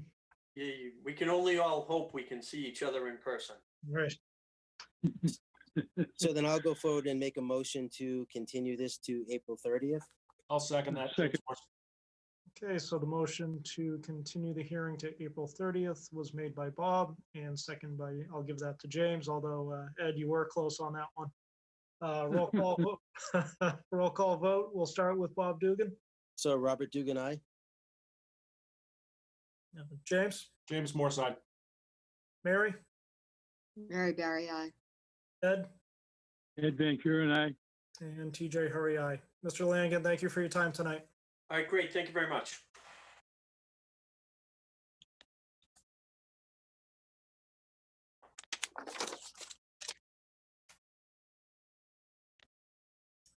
Okay, up next, we have application 7-20 Messer Bennett. 190 Galetta Drive in Hatchville. So, Mr. Chairman, on that application, we have had a request for a continuance to April 30th by the applicant. So I would make a motion to continue application 007-20 to April 30th. Second it. Okay, motion to continue to April 30th. That motion was made by Bob and second by Ed. Roll call vote. Bob, would you like to start us off? Robert Dugan, aye. Mary? Mary Berry I. James? James Morse, aye. Ed? Ed Van Kuren, I. And TJ Hurry, aye. Okay, so that is continued to April 30th as well.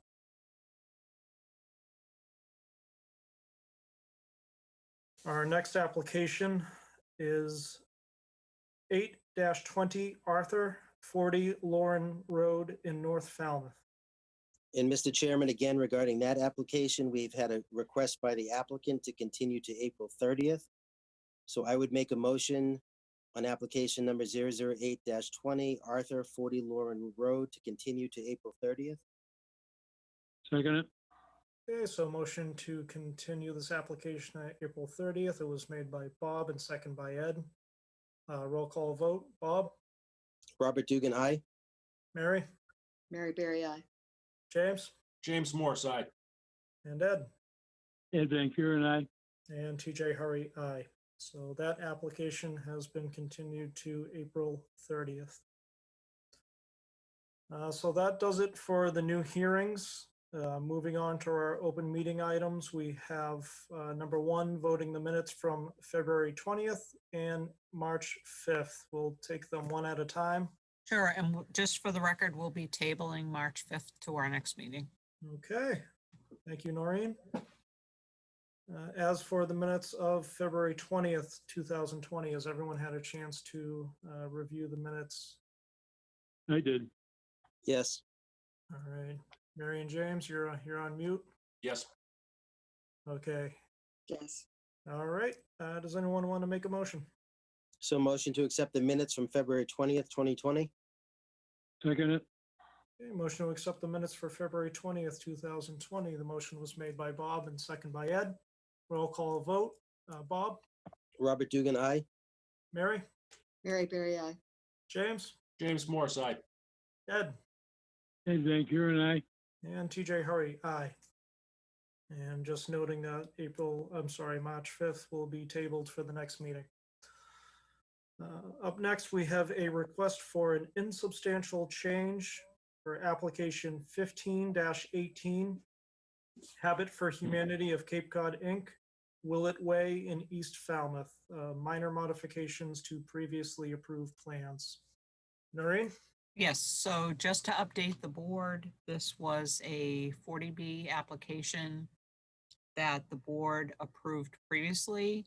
At the time that case was heard by the board, there was a suggestion that they would have each individual home provide for parking for 5 to 6 vehicles.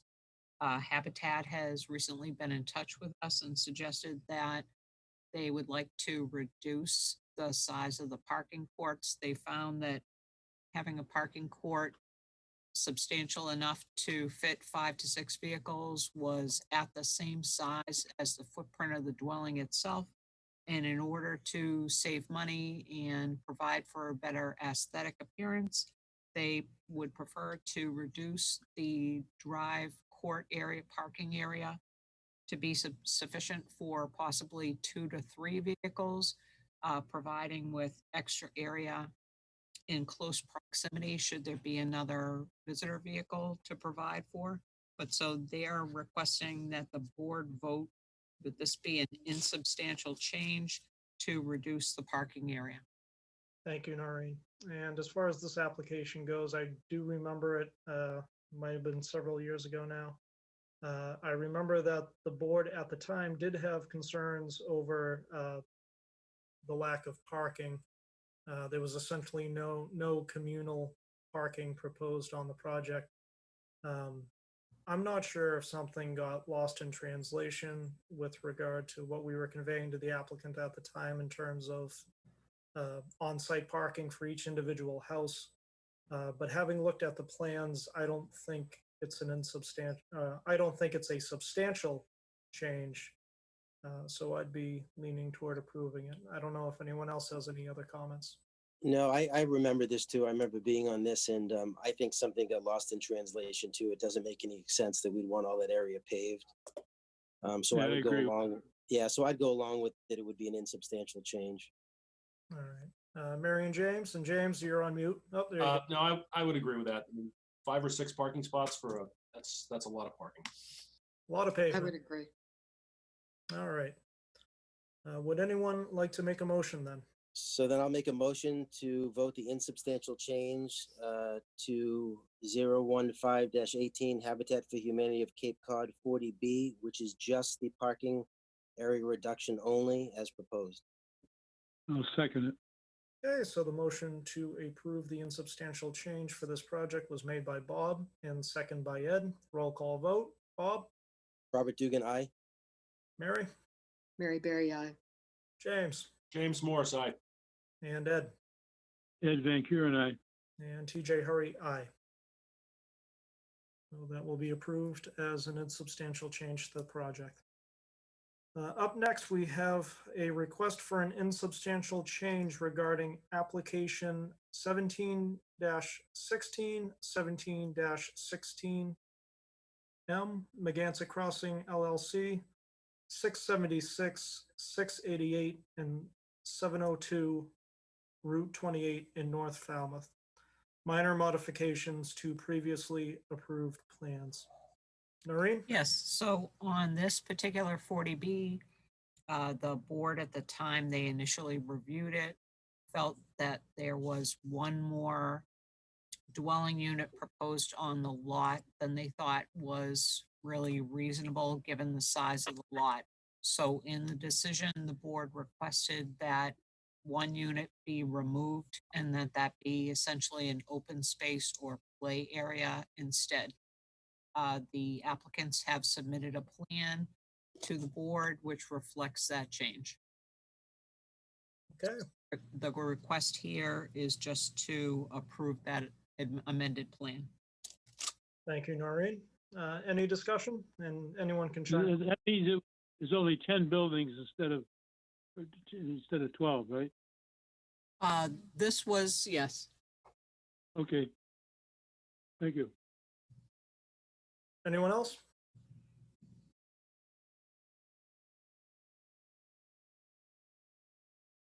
All right. Does anyone want to make a motion? So I'll make a motion to vote the insubstantial change to regarding number 17-16/17-16M Megantic Crossing LLC, 676, 688, and 702 Route 28 North Falmouth, which is minor modifications to the previously approved plans per the per the comprehensive permit. Second it. All right. So the motion to allow the insubstantial change was made by Bob and second by Ed. Roll call vote. Bob? Robert Dugan, aye. Mary? Mary Berry I. James? Morris, aye. And Ed? Ed Van Kuren, I. And TJ Hurry, aye. Up next, we have board discussion. Is there any discussion to be had? Mr. Chairman, do we need to have any type of, or should we authorize our zoning administrator to send out correspondence on our behalf since we're not supposed to go to town hall? Noreen? We are willing to do whatever we can do to facilitate things for you. We realize that now the public is being locked out of town hall and you will, excuse me, not currently have access to paperwork here. We will endeavor to get you electronic copies as well as paper copies so that you're able to look at plans in advance of the hearings in the future. Obviously, this meeting this week came up very quickly, and the town, particularly our wonderful IT department, has been wonderful in facilitating this ability for tonight. And I realize that it's been sort of a hardship for everyone trying to get their projects in. So just a question, Noreen, do we need to take any kind of a formal vote just to give you the ability to sign the decisions, or is there anything formally that we have to do? I think it's fine if the board wants to do that. Typically with decisions, there's not a legal requirement that a board member sign the decision. That being said, it's a practice that you've always had in place. Certainly willing to continue to send the drafts of the decisions out to you and take any comments and put those in the decisions. And in order to facilitate their being filed timely, I would be more than happy to sign those for you. So I think it'd be appropriate then to make a motion while we're going through this transition and we can't have access to the town hall, to give the administrator the authority to sign the decisions on our behalf. Understanding that she will send us drafts in advance for any proposed changes. I second. All right, so Bob is making that motion. It was seconded by Mary. Roll call vote. Bob? Robert Dugan, aye. Mary? Mary Berry I. James? James Morse, aye. Ed? And Dan Kieran, And TJ Hurry, aye. Anything else for board discussion? I would just like to, TJ, if you don't mind, I find it, just having laptops at home without very large screens, I don't have any problems getting these written documents through emails and other methods. But the plans are very hard to do. And even like when we were seeing somebody this evening and we hadn't seen those plans before, there's no way to make them bigger. I noticed if Ashley put them up, there was a way to make it bigger, but it's still very laborious and you really can't get a good view of it. That was my impression. Well, I think we can certainly make sure that you folks are receiving paper copies of plans. I think, as you mentioned, even if you can enlarge your screen, trying to move your screen around, you can only see maybe part of a project at a time, and that it would be easier in general for you to be able to see it. So we will make sure that you each receive paper copies, minimally, of those plans. Thank you, Noreen. Thank you, TJ. Thank you. Anything else?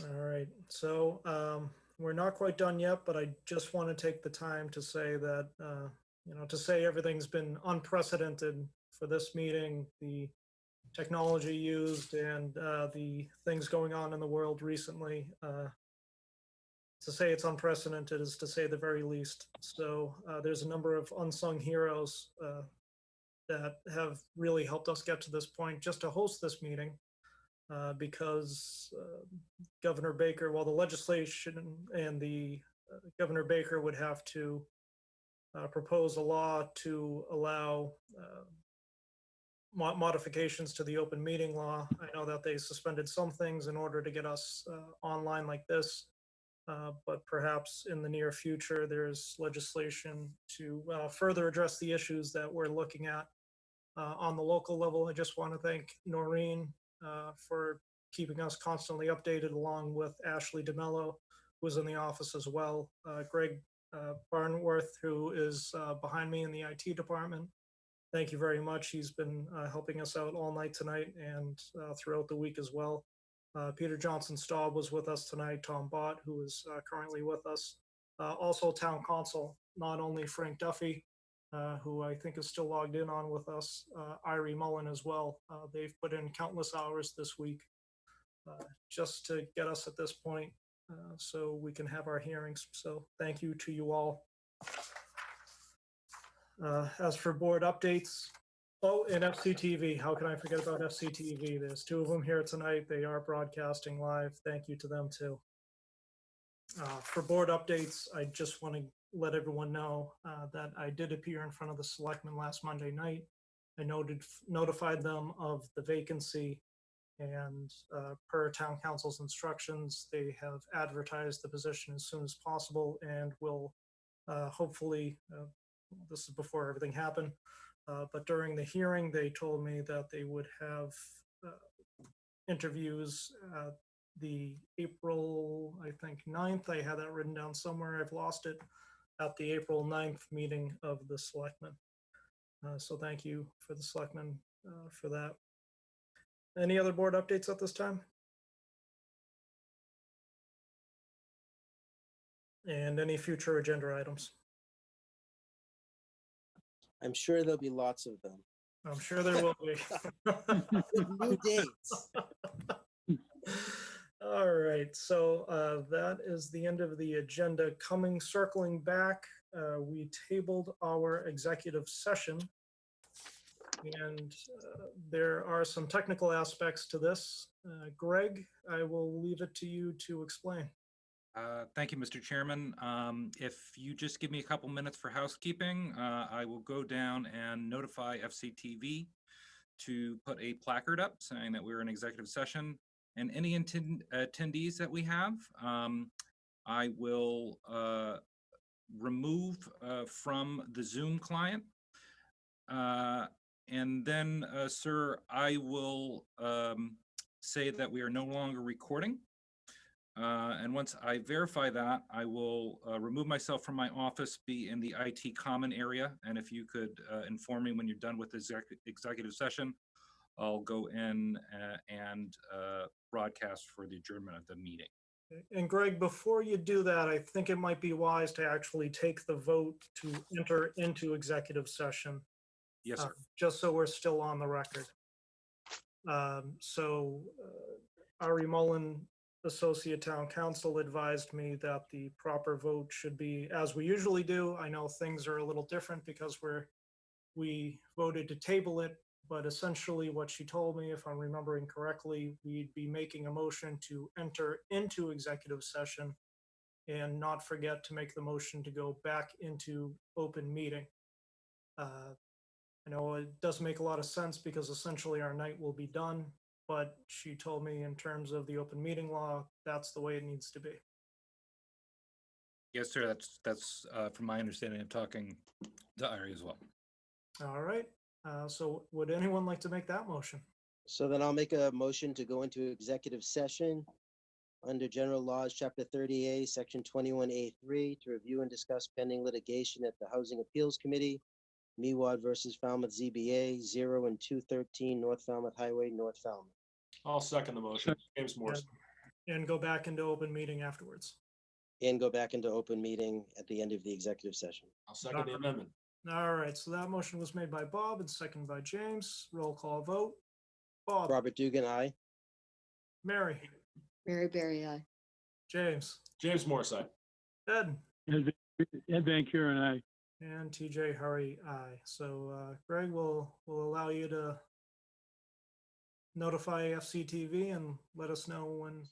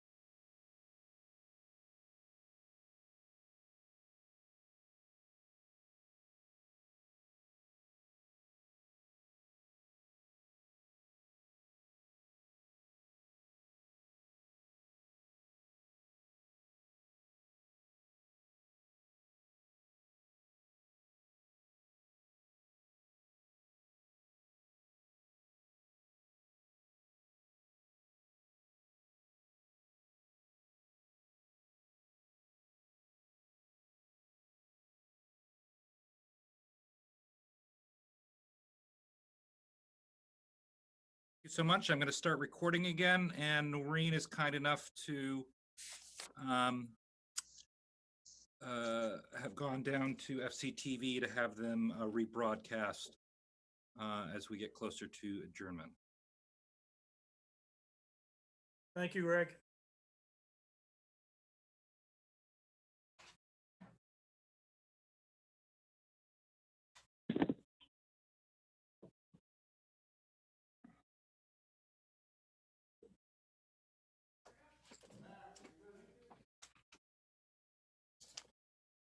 Thank you. All right, I can confirm we are back up and broadcasting. Thank you for your patience. Okay. Thank you, Greg, once again for all your work tonight. The board has finished executive session. We have reconvened back into our open meeting. Just to summarize, we've covered everything on our agenda tonight. Our next hearing will be April 2nd, 6:30, whether it be at town hall or virtual like tonight.